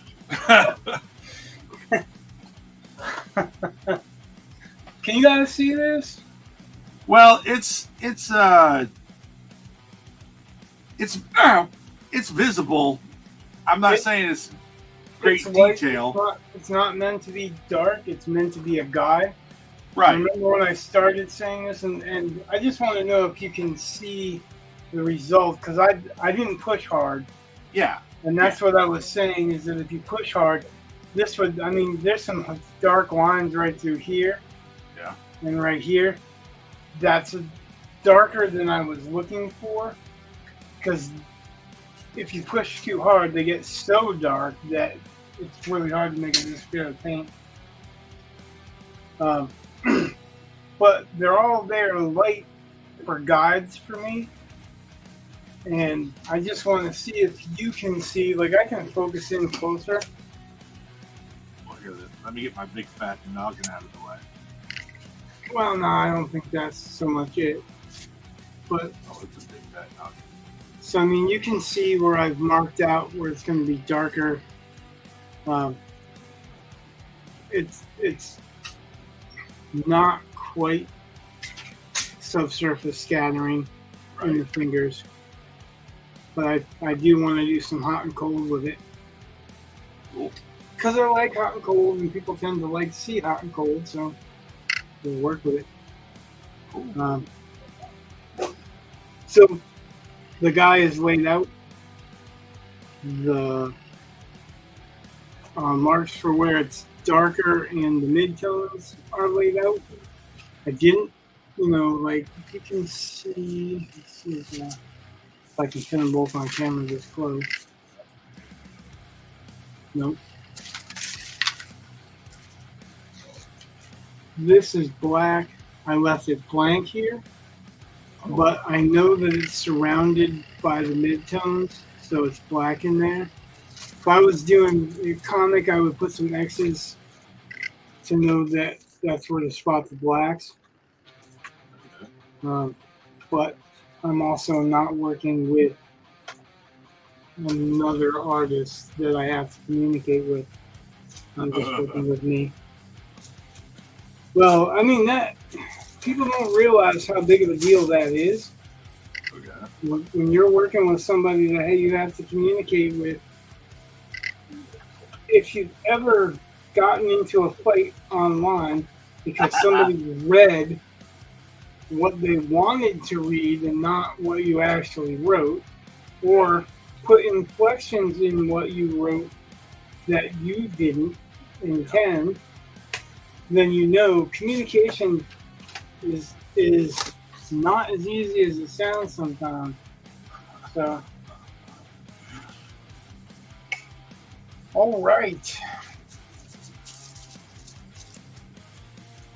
Now the next part of this, after I clean up the graphite paper, which I probably could use again, but I'm not going to because I've got a ton of it, is usually taping this down. And I'm really reluctant to tape this stuff down, but if you don't tape it down, then the actual painting will warp because of the amount of water that I'm going to put on it. And no, I'm not doing a watercolor painting, but the fact remains the same. So, essentially what I'm telling you is I'm going to tape this down, but I'm trying to find my weakest tape. Because as it sets, it's going to be harder to bring off.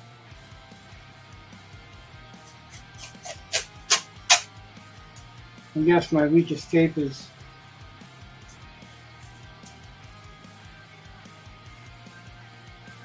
just masking tape, because I have art tape too. Let me see if I can find my art tape real quick.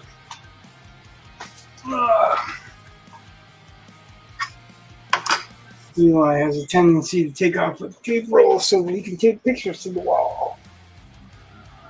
Or writing, or whatever.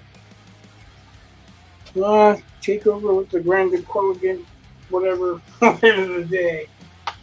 Can't even remember how to pronounce it at the moment. Grand Kogan? Kogan?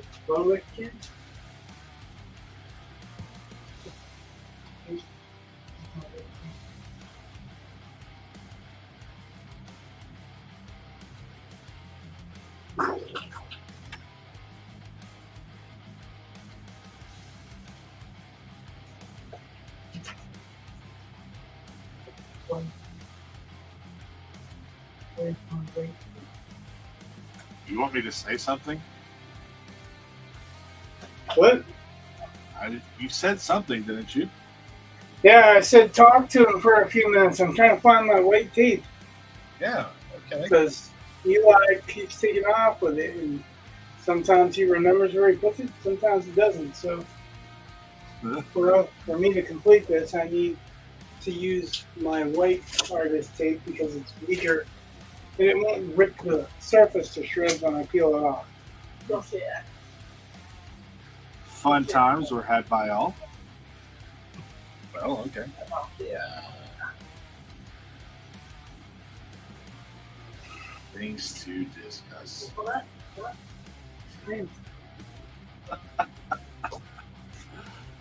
I am the worst co-host ever. Because you know. At the beginning of this stream, Yeah. I found it. What am I? Oh, glory. Yeah, because so this is that? artist tape as opposed to masking tape.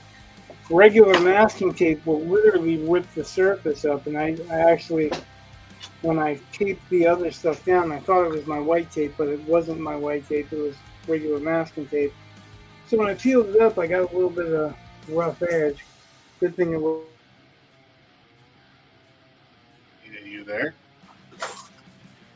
Huh? Oh, it just froze. I don't know. Okay. I don't know if I'm going to get very much further than taping this down. Okay. That's all right. Well, I really want to illustrate the stage process for someone who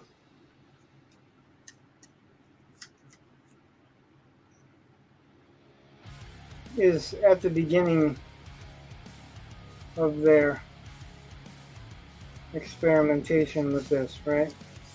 Right. Because specifically Valthorn was asking about illustrating, and this is basically an illustration. It was the original plan for it was to be an album cover, but there was a falling out. So We're going to repurpose this. Yeah, so I'm not doing an album cover anymore.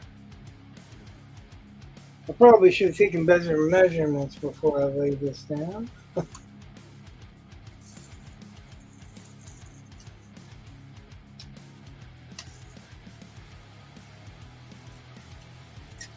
I'm going to.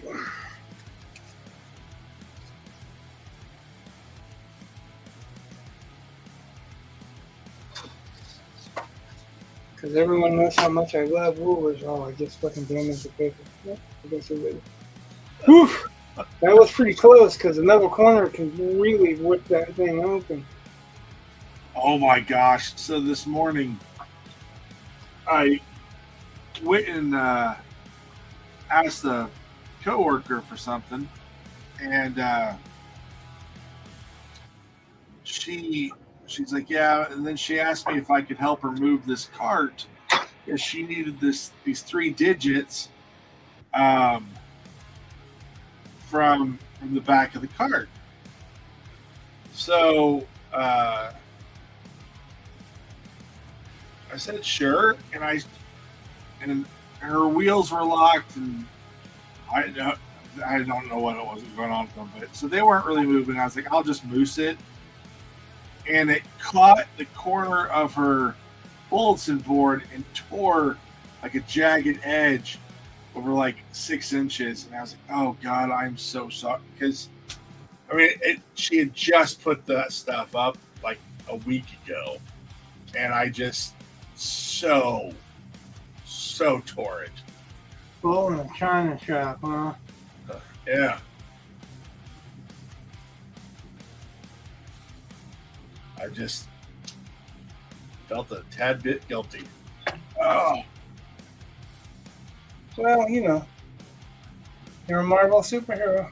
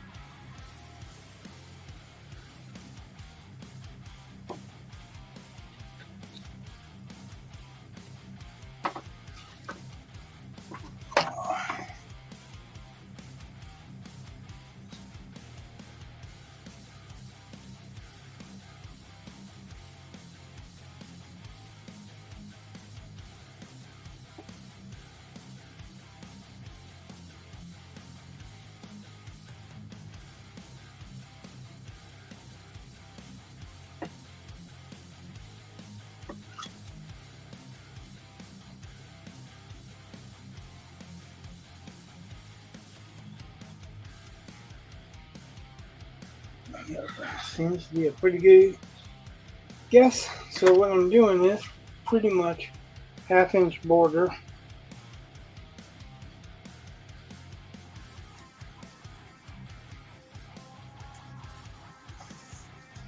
Because that tends to be easier.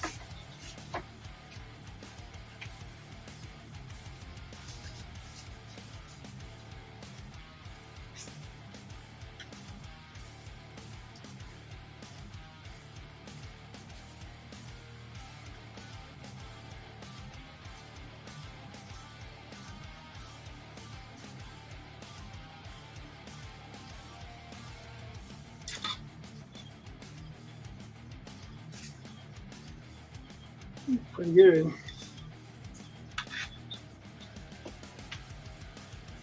We all know how much I love rulers. You know what? Why don't they make, and maybe they do and I just don't know it, but yeah, why not put hash marks and measurements on the tape?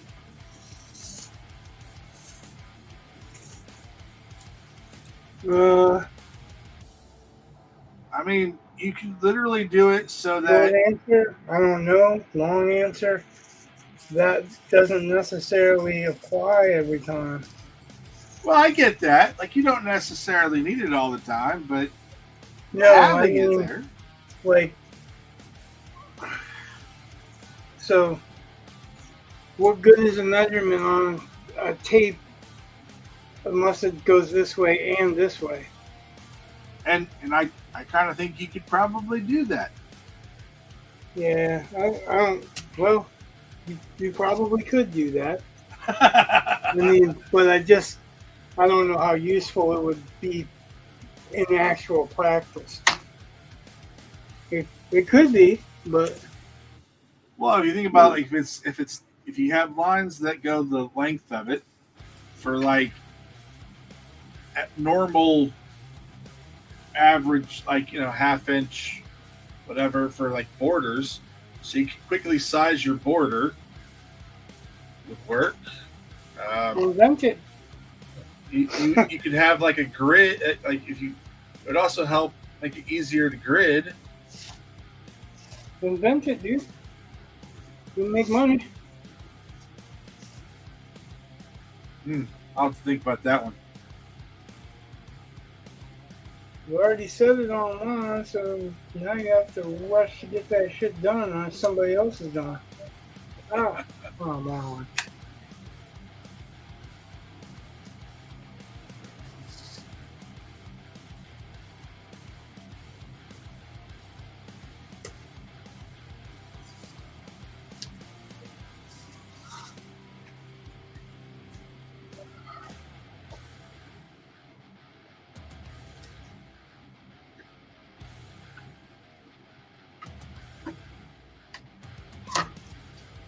What do you want, sir? I don't know. Oh, yeah, sir. Man, you're crazy. Look at my neck. I know I that. almost cut my finger off. You can put your finger.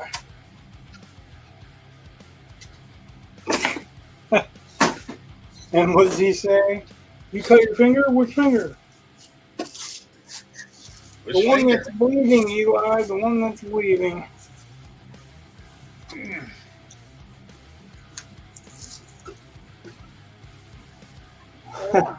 There are 9 that aren't bleeding. It's none of them. Right. Oh yeah, that's something I've been noticing this week.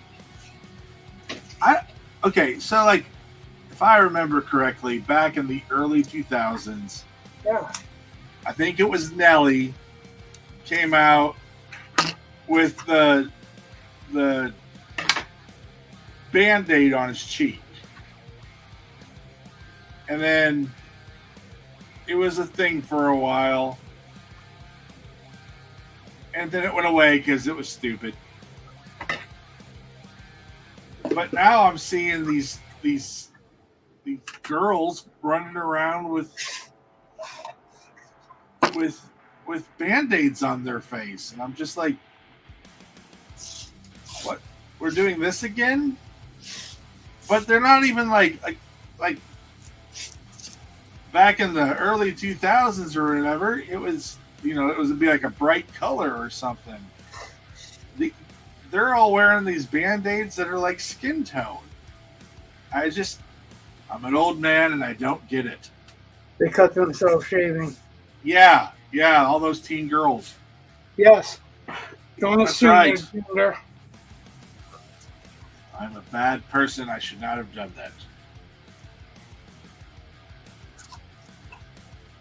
that. Girls can shave and wear nut cuffs. Sure. I don't know why you'd want to, but go ahead.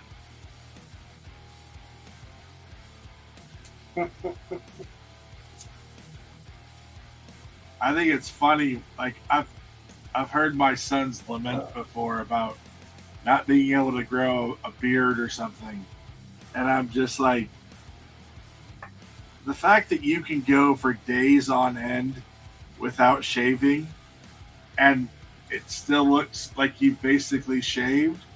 Like, you have no idea how much of a blessing that is. Well, come on.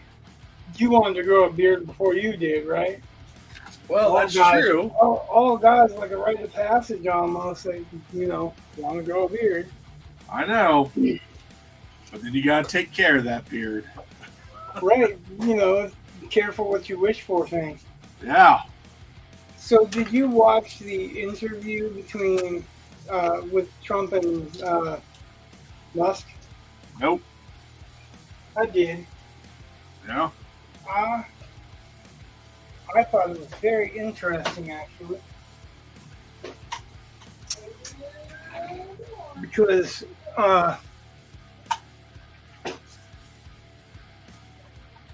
first of all, Trump didn't jump down.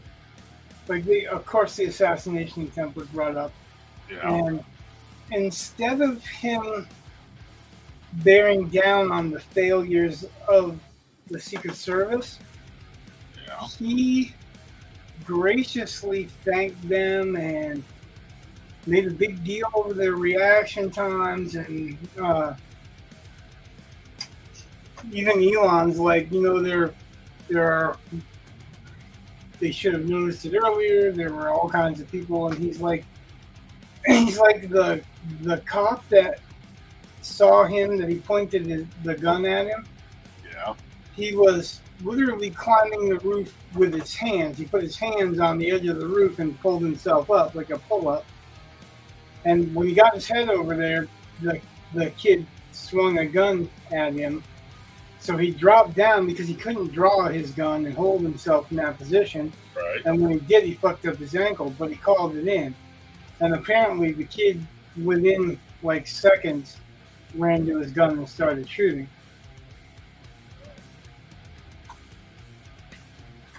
But he was very gracious in his attitude towards the Secret Service. Yeah. He said, when he mentioned where everybody's memeing on the woman that couldn't put her gun in her holster and all that, he said that there was a degree of disorganization, but he really could have lambasted them all, and he didn't. Right.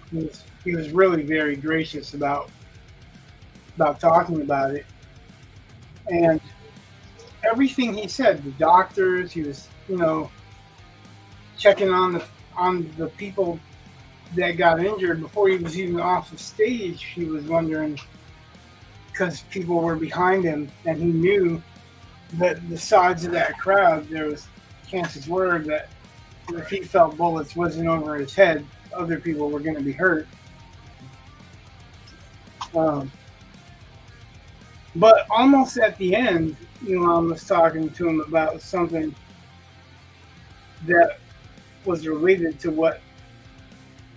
I mean, he brought up the trials and the crap that they're trying to put him through, but he was saying that,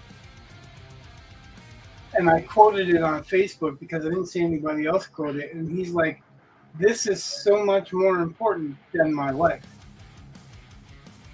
What he was saying prior to that was he didn't have to come out and run for president.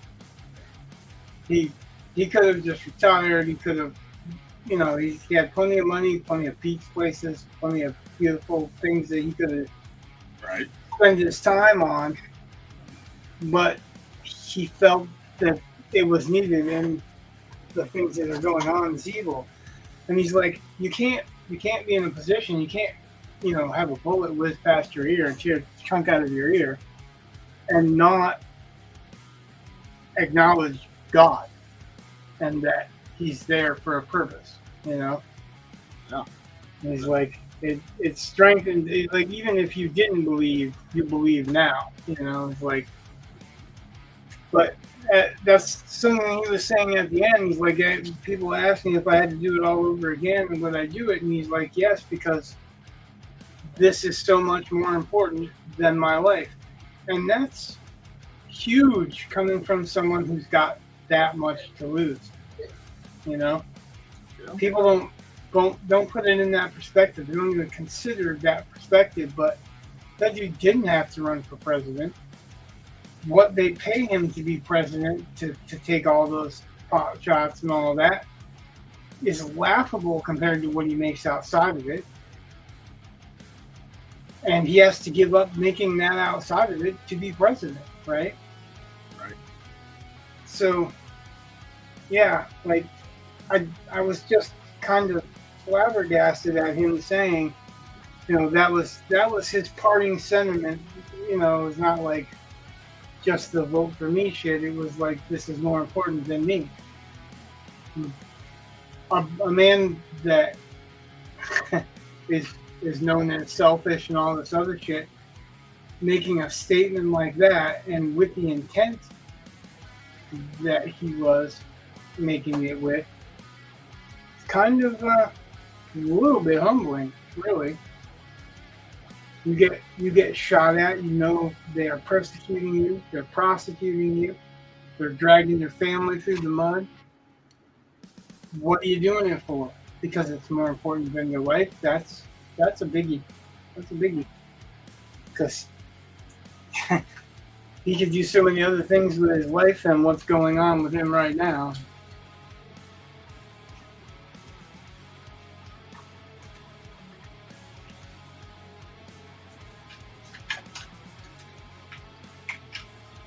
So yeah, I saw that. I wondered if you had seen it. I know you were suffering quite a bit, so I didn't know how much watching anything you were doing or catching up on anything you were doing. No. I didn't really see you on Facebook very much, so. No, it's kind of funny because I think I posted something on Sunday about I thought tomorrow was going to be a good day, and I really did feel that way when I went to bed that night. And then, yeah, my back hurt on Monday, but it was still a good day. Like, it was just, I have no idea why it was going to be a good day. And it's one of the days where it's the first day I introduced my students to my learning management system, that Moodle that I use. And it's, everyone has to have passwords, and you got to walk them through the steps so they can navigate through the pages, and it's like juggling cats every year. And even with all that, it was just a good day. But when I get home from this week, when I've gotten home from work, I just wanted to crash. I mean, it's ugh. But it's one of those things. It's the pain meds and all that stuff. But thankfully, I think it's getting better. So, yeah. That's my story. Yeah, like that's exactly where I'm at. When you were saying that you wanted to stream, I was like, you didn't give me very much time to decide Well, that I was going to stream. So, well, no, I wasn't trying to bring it up for that reason, but I was saying that if you read my response, when I was saying you didn't give me very much time, I was like, but I'm glad to hear that it seems to be you're feeling a little better. Yeah, like, that was my main concern. Is like, I mean, really, yes. Like I'd like to stream, and I skipped the stream because you were.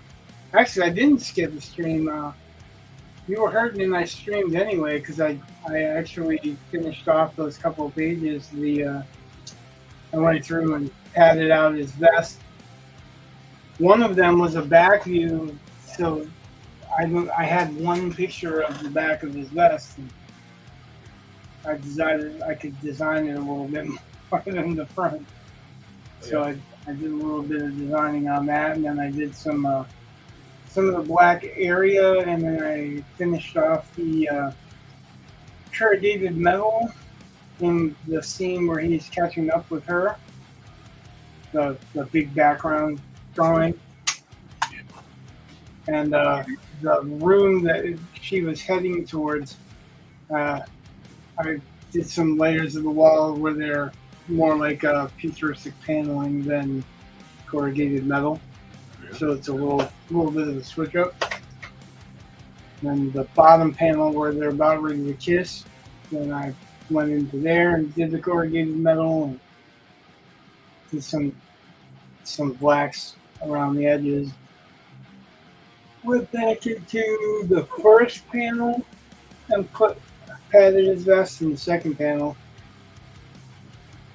Well, I think I did it on all the panels, but it wasn't very much work. It was just little stuff. Coloring the black and finishing off the corrugated metal, that took some time. So I ended up being right around this time for a stream.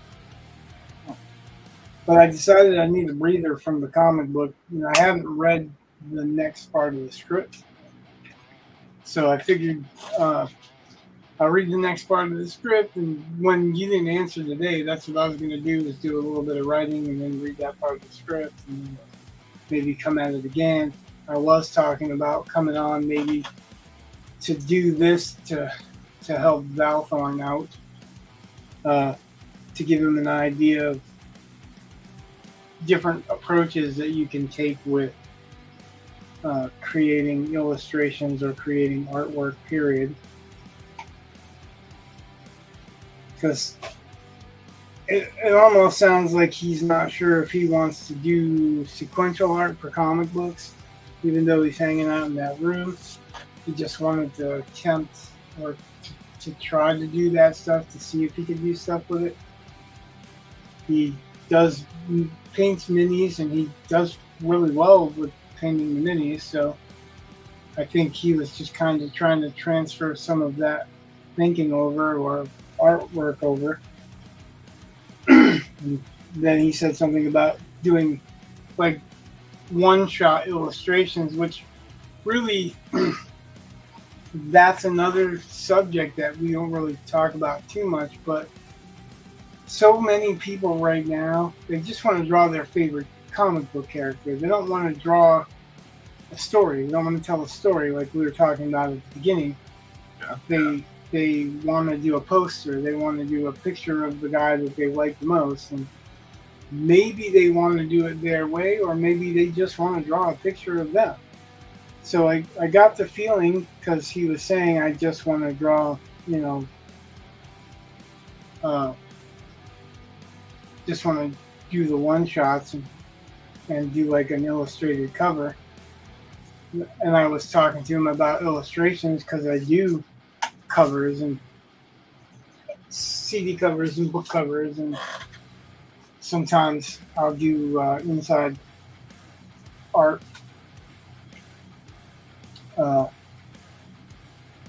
So I thought, if he showed up on the stream, I would show him the type of tape that I'm using, this, like, if I was going to build up a grip on a pencil, it probably would be 3 or 4 times this thick. But I don't really do that because I hold my pencil very loosely. And I just kind of build it up from there. So, but that's something I learned over time because I'm an old fucker too. And I've had a lot of experience. Like, one thing that the tattoo world gave me was being a custom tattoo artist. I've been put on the spot to draw something that someone's going to wear permanently in a timely enough fashion to be able to tattoo it and get paid for it. So I have to draw it, give an idea, an indication of how it's going to fit on the body, and then make sure the light source is consistent and right, and throughout the picture, and then be able to stencil it, lay it on, let the stencil dry, and then tattoo it. So that's a lot of work. You have to be able to make those designs a bit faster, or take time out of your day the night before to prep it. And I didn't really like taking time out of my night before because, as we've discussed, I really like talking with a client and seeing why they're doing it so that I can put some of the reasons behind it into the artwork if I can find things that are symbolism that matches their motivation. So that's one thing that a lot of comic artists don't have, but a lot of comic artists have. They do these smaller drawings that they've been worked up on, and you could do these small sketch pads. They can do so much in those that I was never trained to do because my training was to design it to fit a body part, and generally a body part, whatever I'm tattooing or whatever I was drawing to fit for a tattoo, is basically fitting on an 8.5 by 11 sheet, and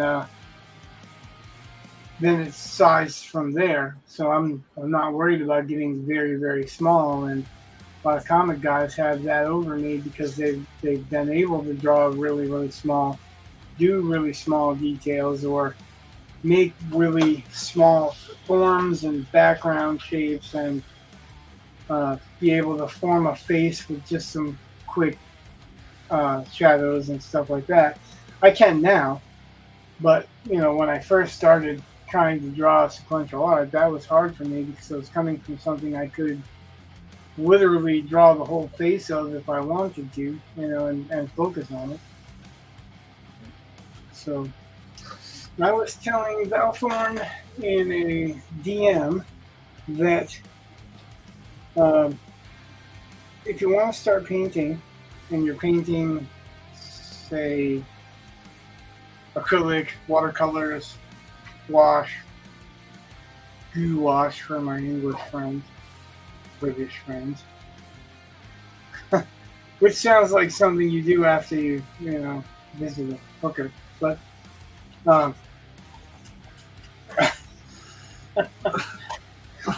my God. it does every time I hear a British guy say gouache, and they're like goo wash, and I'm like, yeah, I generally wash. That's terrible. But yeah, any of those things, if you're using anything really, even if you're using oils, it's really better to start small than trying to start big. It's another reason that I'm using a sheet of this precious paper, because this paper is just a little bit bigger than regular copy paper. Instead of 8.5, it's 9. Instead of 11, it's 12. So very, very close. And this is really, that's not very big. If you know me in person, I'm not a very big guy. So when I do this, it's, well, pencil-wise, that's half a pencil for the face.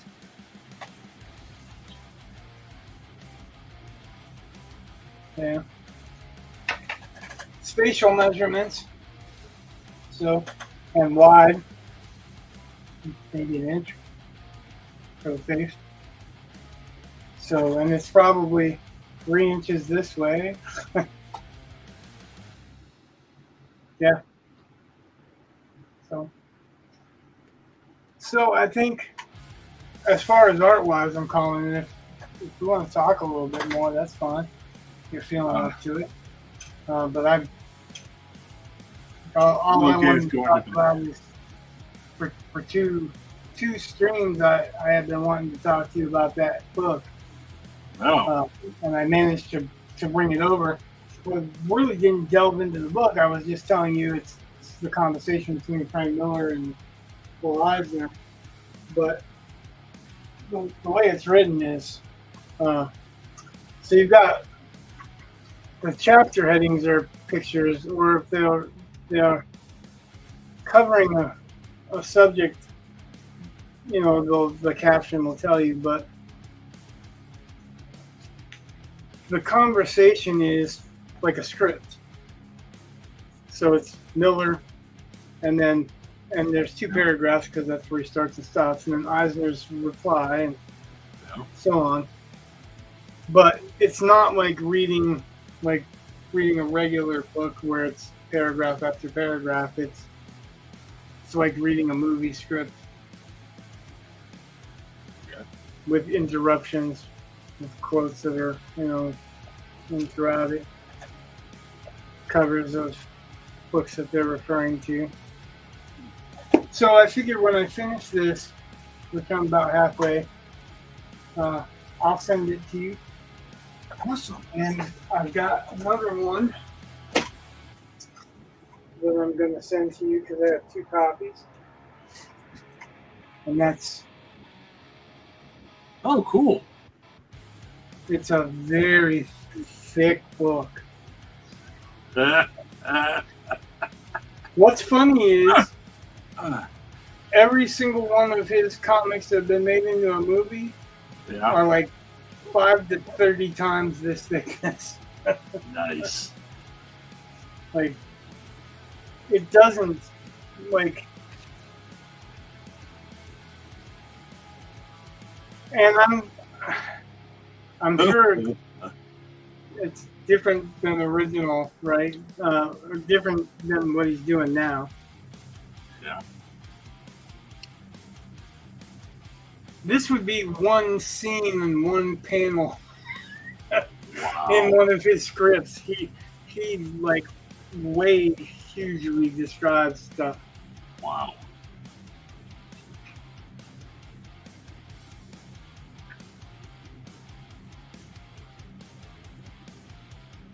Trying to see if I can find the date on it. Yeah, it says volume 1, but ironically, there's no volume 2. Yeah. Let's see the publication date.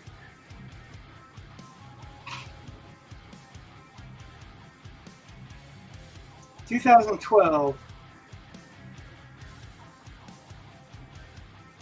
I guess it's not as old as I thought it was from the way he mentioned it, but like I think he mentioned something about it being outdated.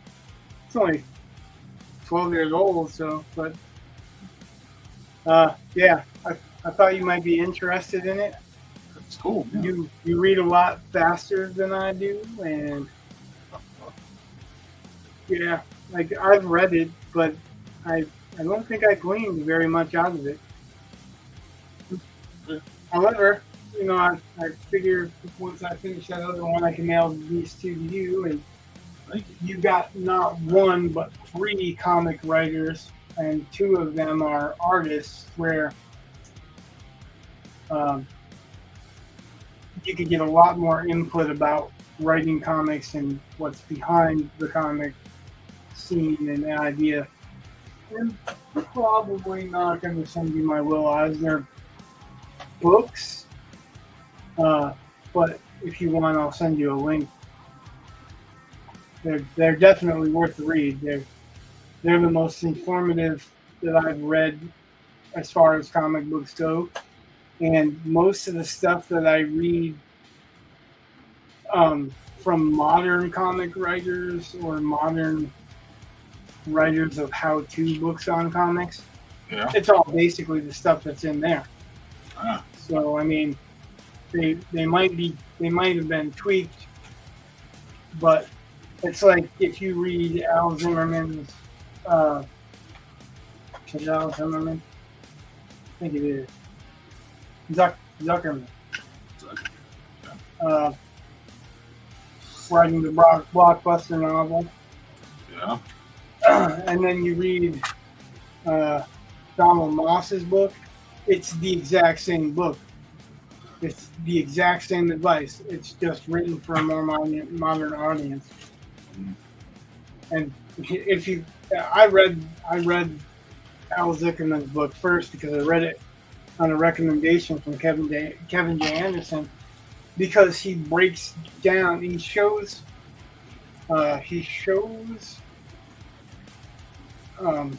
Ted Follett's The Man from St. Petersburg plot and some of the prose, and Ken Follett did like 10 drafts or 15 drafts of that. So it shows you the differences between the drafts and example. Oh yeah. And Kevin said he learned more from just that one part of that book than a lot of other writing books that he's read in his life. So I read it, and I did glean a lot out of it, but I think there's a different mentality to writing novels these days than in those days, because his clients were pretty much everything from the Margaret Mitchell Gone with the Wind estate to Ken Follett, and he was really, really high-end agent. So what he did was break down a lot of. He was talking about, and this book, I have to look up the date for the publication of it, but the original mentions Pillars of the Earth, which was Follett's huge historical novel. He was wanting to write Pillars of the Earth before he wrote any novels at all. Like his first one was The Man from St. Petersburg, I think. Either that or Eye of the Needle, but I'm pretty sure it was The Man from St. Petersburg. And Al Zuckerman talked him into waiting to write The Pillars of the Earth and writing some more mainstream stuff first, I guess. It worked because he's, a best-selling spy thriller novelist too, and that's what he did before writing Pillars of the Earth. But you can see how passionate he was in Pillars of the Earth. That's a pretty monster volume. And like I said, that's one of the very few books that made me so pissed at the bad guy that I wanted to launch that book right out the window.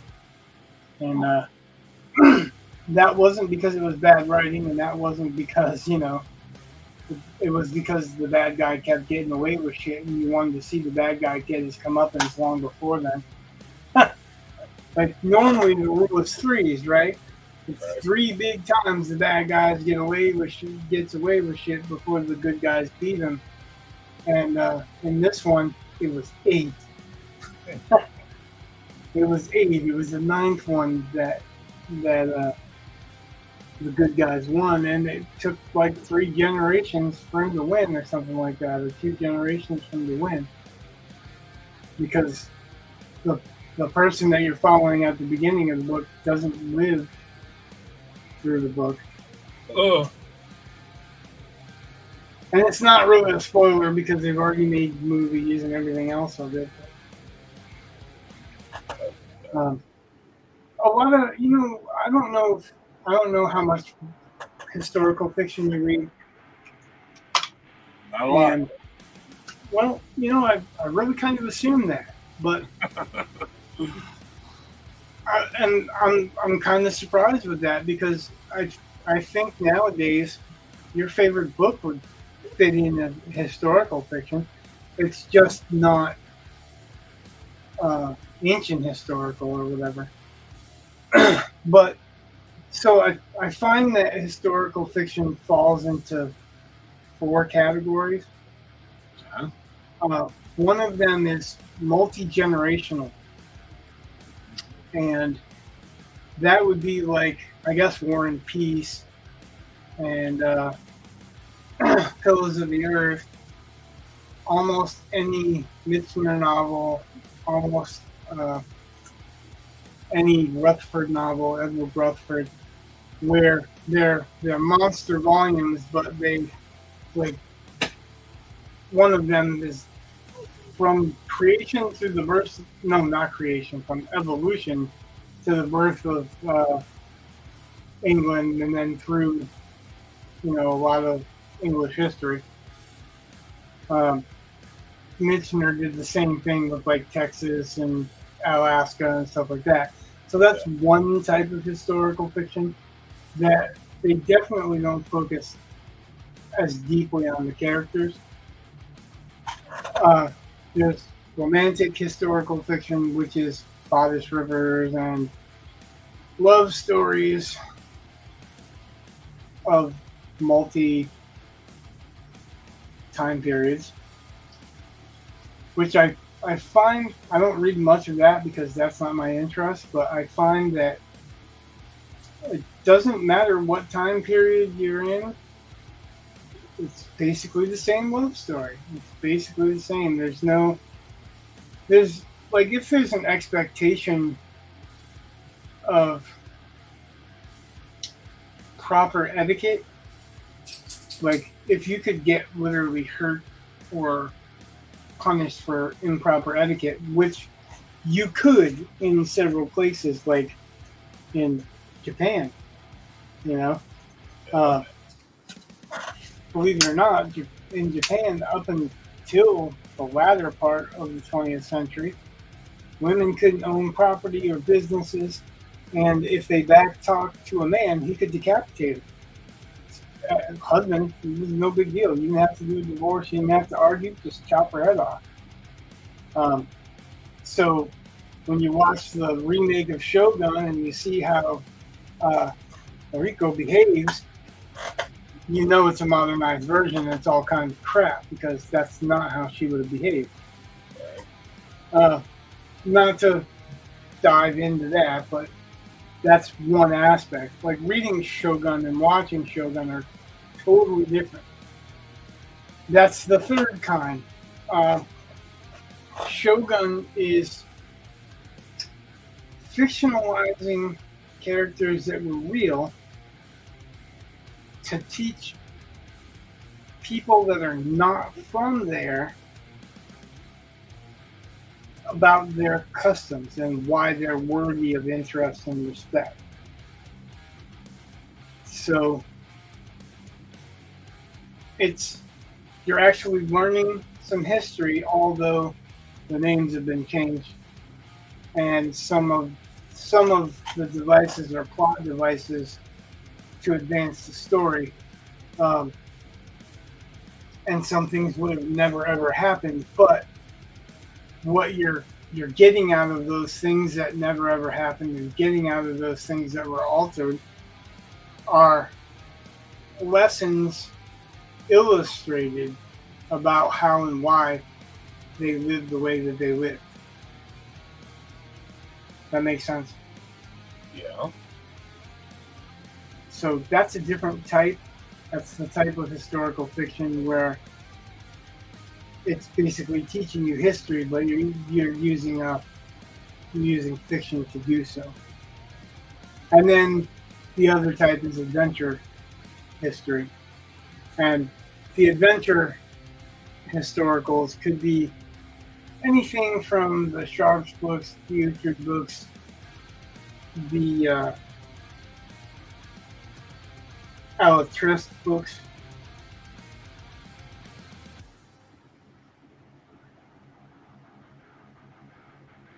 The Master of War books. So they're all covering different time periods, and they're telling an exciting, adventurous story without the need for world building because the world's already there. And what they are doing is they're showing you roughly how society was so that you could get a feel of history and the battles and the reasons and making them come alive. But the most important thing about that type of story is the small scale story, the story about the fictional character and what his goals or whatever are set against the backdrop of history. So all the details that you're learning about in that historical setting are props. They're there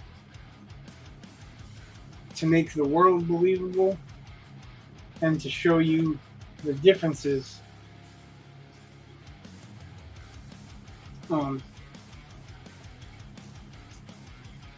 without clobbering you over the head with every little detail and every little anachronism, or what I mean, pointing out every anachronism. Like Cornwell, his characters use the word fuck quite frequently, but they didn't always do that. In the time periods that he's describing, they wouldn't have used that word, but everybody forgives it because it's the type of character that he's writing that if he had that word, he would use it. So that's that whole approaching it from as if you're telling it to a modern audience. You know what I mean? Like you're somebody from this time period telling you a detailed story about the past. Even if it's in first person, but that's the way it's approached. So there's a little bit of forgiving in the language. And when I read historical fiction, that's the latter category is really my main one. I do like Shogun. I like some of the things that James Clavell did, but I've tried to read Rutherford and I've tried to read Michener. It really, really feels like it's preachy about what the scientific explanation of the creation or the beginnings of this civilization or that civilization is, as opposed to telling us what we know or what is known. Right? So, I think that the military adventure type historical fiction is very, very similar to very, very similar to fantasy. You don't have to have a monster, like a real true monster. It could be a character, could be a monstrous character. But you don't have to have a monster. You don't have to have magic. You don't have to have, you don't have to have mythology. But there's a lot of historical times, like the Alatriste novels, where they're fighting in the 30 Years' War, and that is a religious war. It's Catholicism versus Protestantism. And the Spaniards are really, this is when Spain has already spread itself too thin, and so these soldiers, they still believe, they're Catholics, they're true Catholics. They don't consider people on their equals unless they have pure Catholic blood and all this, but they're an oppressed people and they're oppressed internally. So there's a lot of political backsliding and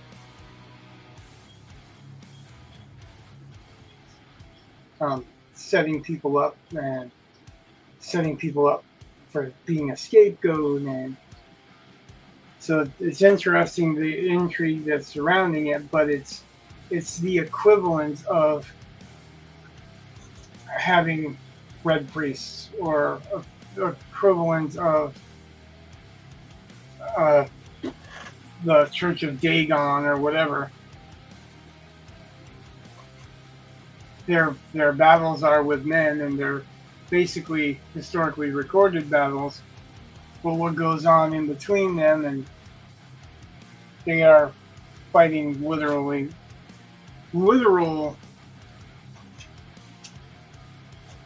war monsters, I guess you could say. So, to me, that's how I approach it. I'm sure that's probably not the way you see it, because like when you read the opening to the Uhtred book that John Brown did, you weren't impressed with it. I was sold because it was a kid that jumped right into an adventure of fighting Vikings. So I mean, but it had that fantastic element. Okay. As I get older, I'm finding fantasy harder and harder to read. Why is that?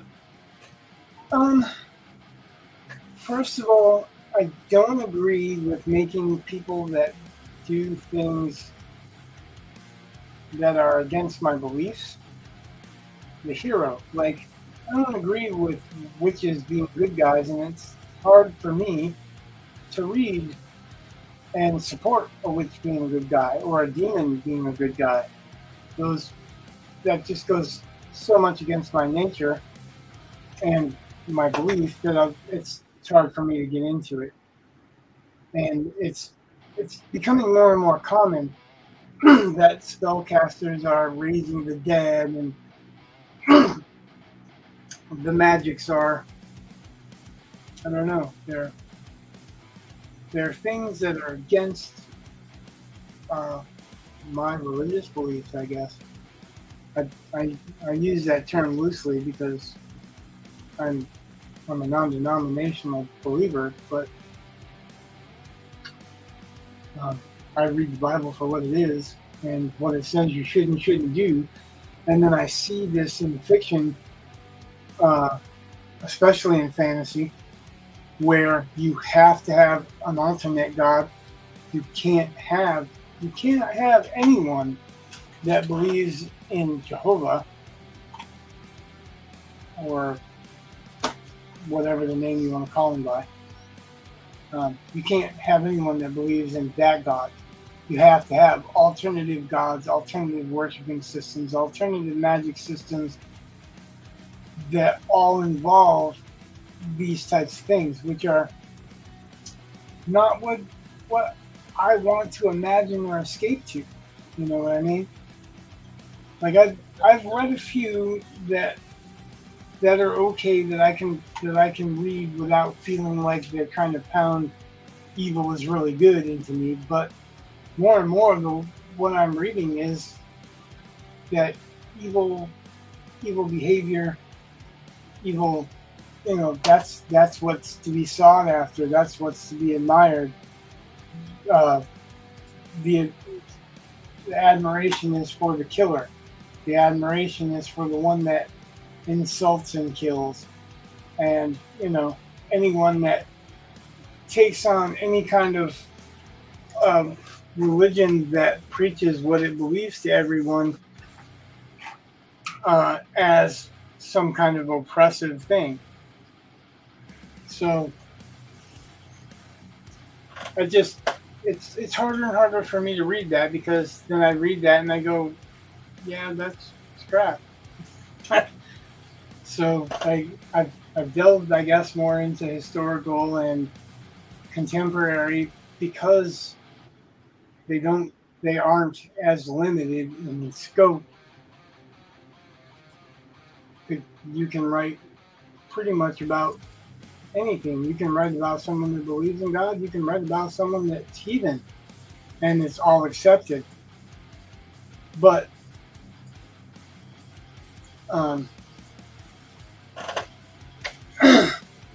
you definitely can write about someone that believes in God, which, if you try that in fantasy, they will call it religious fiction and then kick it out. So True. I don't know. And that's what makes it hard for me to read it. There are some exceptions to that rule. I'm not saying I can't read fantasy at all, because I do still have fantasy. I've still bought more current fantasy books, but just straight out fantasy, that's what I'm seeing everywhere I look.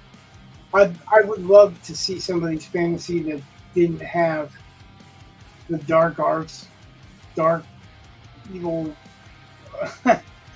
killers or whatever as the main character, because now I guess at one point that was subversion of expectations, but now that's the norm. That's just like the left saying they're anti-establishment when that's the establishment. You know, like maybe at one time they were anti-establishment, but now they're not. And I get that feeling from fantasy. You see the recent kerfuffle with the Science Fiction Writers of America? I don't know. I saw something a little while ago, but I can't remember what it was exactly. Well, What So was? Did you post something on Slack? I did post something on Slack because a certain author posted what's going on with the Science Fiction Writers of America. The president quit, the vice president quit. I just happened to know what was going on, and Oh yeah. Jake Yeah. responded saying, "Oh, it's probably whatever." But I do know what was going on. What was going on? is it's a 2-year thing. It started last year at the Hugos. They went to China, and the Chinese government said, "We don't want you to vote for this book, this book, this book, and this book," and they just took them off the voting list. Now this is the voting list supposedly of fandom, Right. and they just took those books off the list. Well, between the time that happened in China and this year in Glasgow,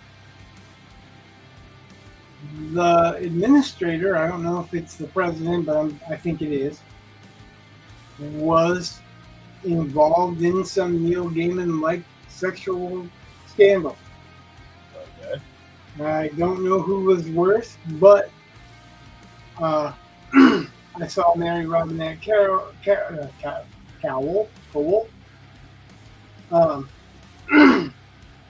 disavow him and say how disappointed that she was in him, and Glasgow banned him. So there's a good reason for the president to step down. I don't know what the issue was with the vice president, but I do know what happened at the Hugos in Glasgow. Do you? No. Okay, so remember Sad Puppies? Yes, I do remember Sad Puppets. And do you remember their cure for Sad Puppies? No. You have to buy a membership to vote. You can't just be a fan to vote. You have to buy a membership in the World Fantasy Con Okay. convention to vote. Well, this year, 377 votes were fraudulent. Now, if you have to buy a membership to vote and you get one vote per membership, and they have a list of people who are members and who voted, how is there 377 fraudulent votes? That's number one. Number two, the winner was a LGBTQ plus author who wrote a book that no one ever heard of. Oh. She won, but no one knows who the hell she is or what her book's about. And Locus and Publishers Weekly are backtracking, trying to give her good reviews and all this other stuff. Wow. So we're in a state here where the Science Fiction Writers of America are eating themselves.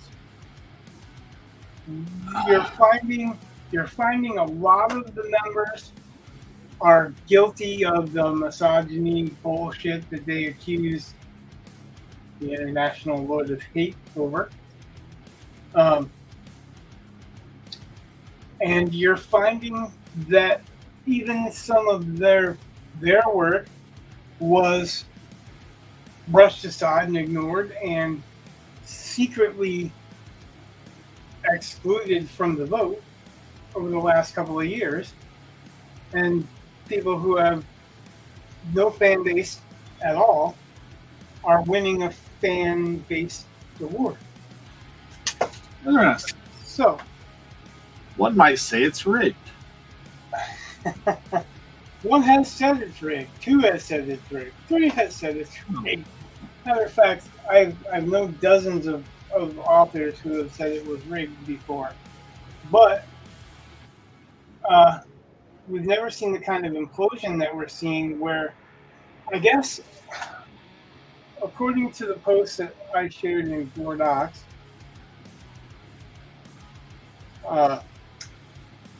on Slack, says, so what the heck is going on at Science Fiction Writers of America? I just got an email that said, quote, our president and vice president have both stepped down. Most of our employees have resigned. So that's kind of a big thing. Yeah. I probably should have brought it up a lot earlier.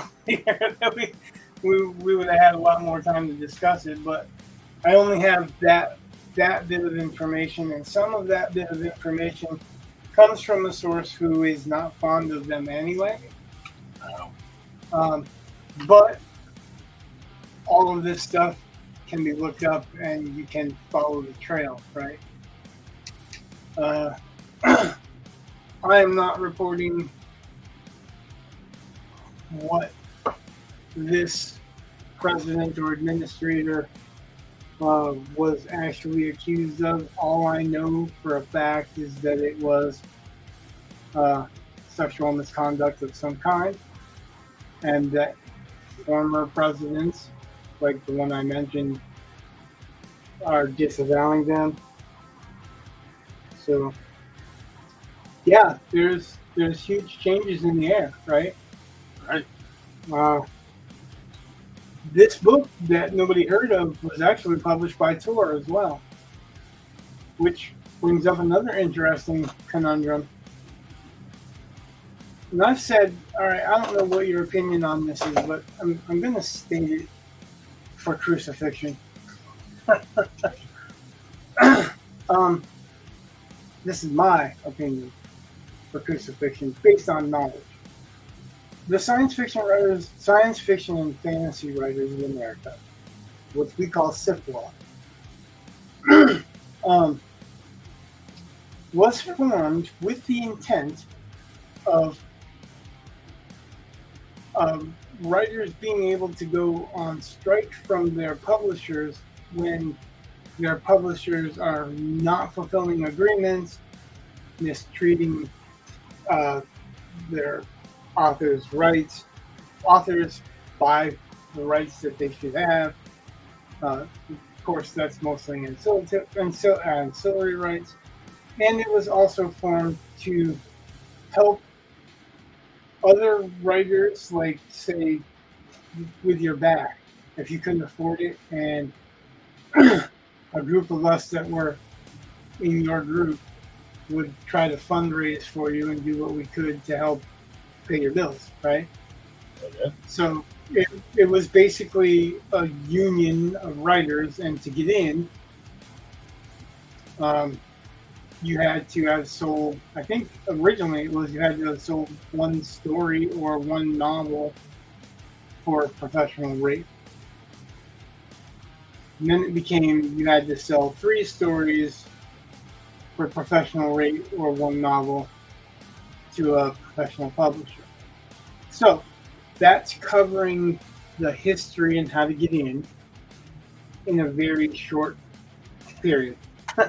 I'm not going to delve super deep into the details, but its main function, its main priorities was to protect authors' rights, and you know how you've seen the author beware sections where these people don't pay you, they don't get back to you, they don't pay you what they agreed to, they steal your rights and sell them, whatever shoddy practices.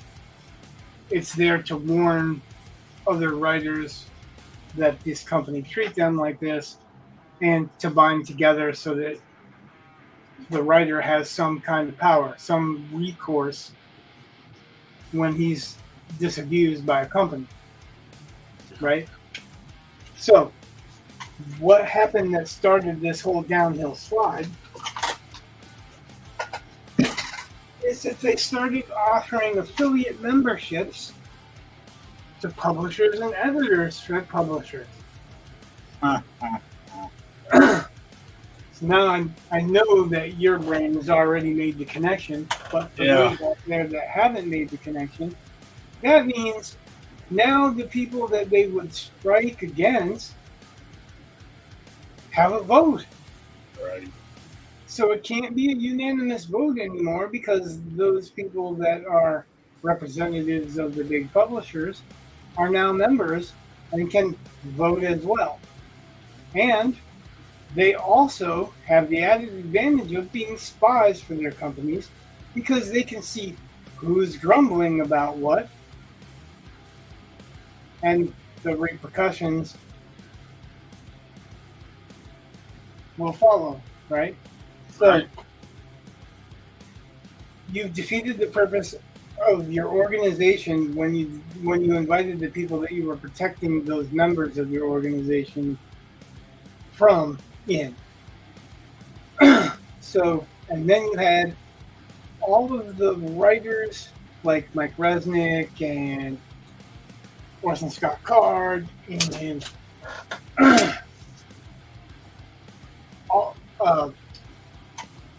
all of them that were mentors, right? Asimov.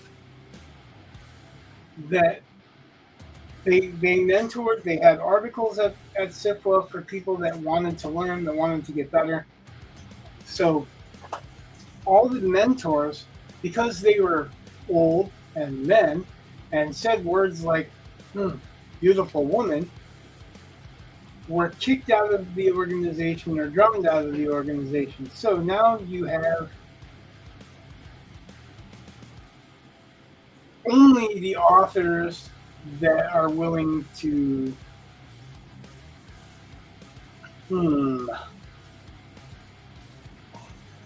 kowtow to the organizations that are publishing, and the authors that want to make you want to force certain views in your face, and that's all you got. So eventually it's all gonna, we knew it was all gonna implode. Once you get rid of the guys that have a different political standing, you have no one to attack anymore. So you have to attack yourselves, right? Because this organization that was built on helping authors and holding them up and edifying them as a body is now bent on tearing authors down.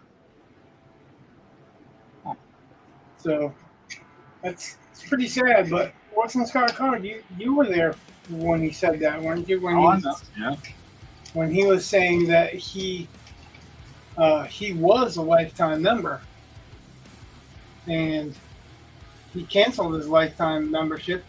He didn't make a big deal going out about it.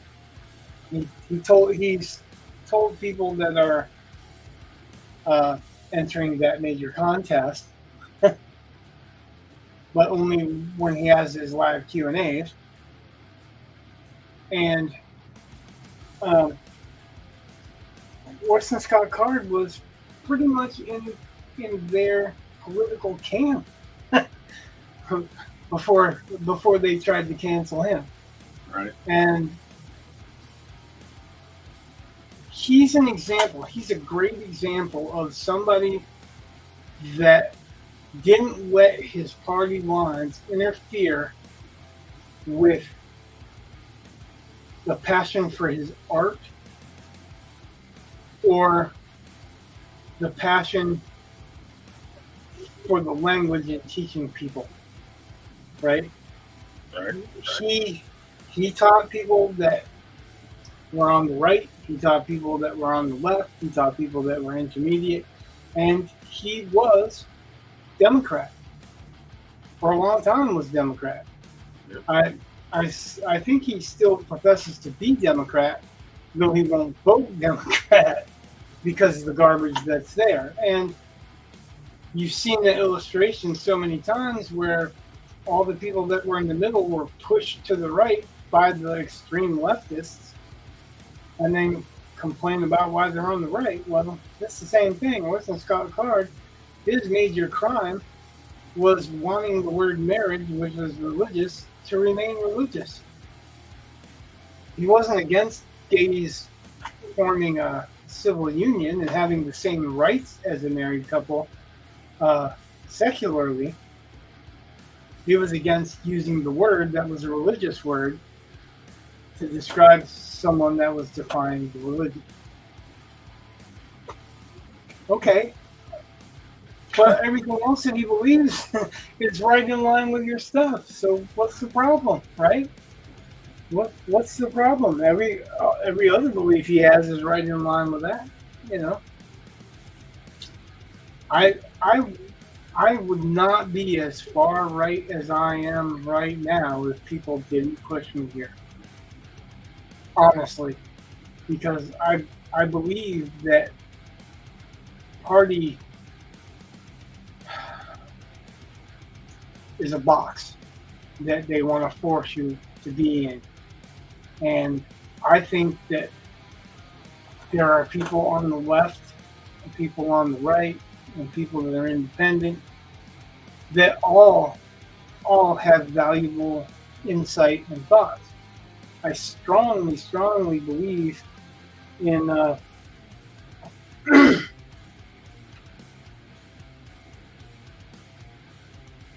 words are failing me tonight. How do words fail a writer, right?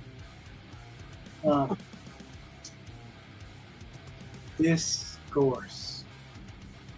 I really strongly believe in discourse, where you can disagree with somebody vehemently, but yet see value in their words and see value in them as a person and their ideas. They may not be going about those ideas as well or as well thought out as they could be, but there are some really good ideas that wouldn't be here without multiple points of view. So I think it's a damn shame that everybody's so fucking divided on politics. It's so polarizing. Because if people looked at the truth, there would be no class war, there would be no fucking gender war, there would be none of that bullshit. Right? Because if people were just looking at what was best for people, they'd leave some people fucking be.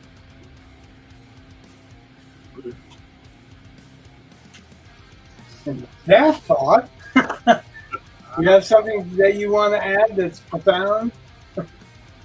No. You want to add something that's anti-profound? What is anti-profound? I told my wife we'd end the stream by 11. Ooh, you're in trouble. Yeah. It's 11 o'clock, almost 11 o'clock somewhere. Anyway. Like, yeah, I didn't say what time. An hour away from you, right? Like, I never said what time zone. Right. Central. Rookie mistake. Rookie mistake. Well, and you're on medication, so it's not your fault. Plus, I wanted to talk about shit when I was done doing that. All right, man. So everyone that watched, that liked, that talked in the chat, that's subscribed on YouTube. I can't subscribe on Twitch until we get 3 people talking from Twitch regularly. It's weird. We have 3 visitors or viewers quite regularly from Twitch, but they don't talk, so they don't consider it. But yeah, so subscriptions on Twitch, I guess, pay like $4 or $5 a month or something. But you can't do it until we reach that number. But so anyway, thanks for everybody's support. Those follows, those likes, those subscribes. And it helps. Yep. Good night. God bless. Much love.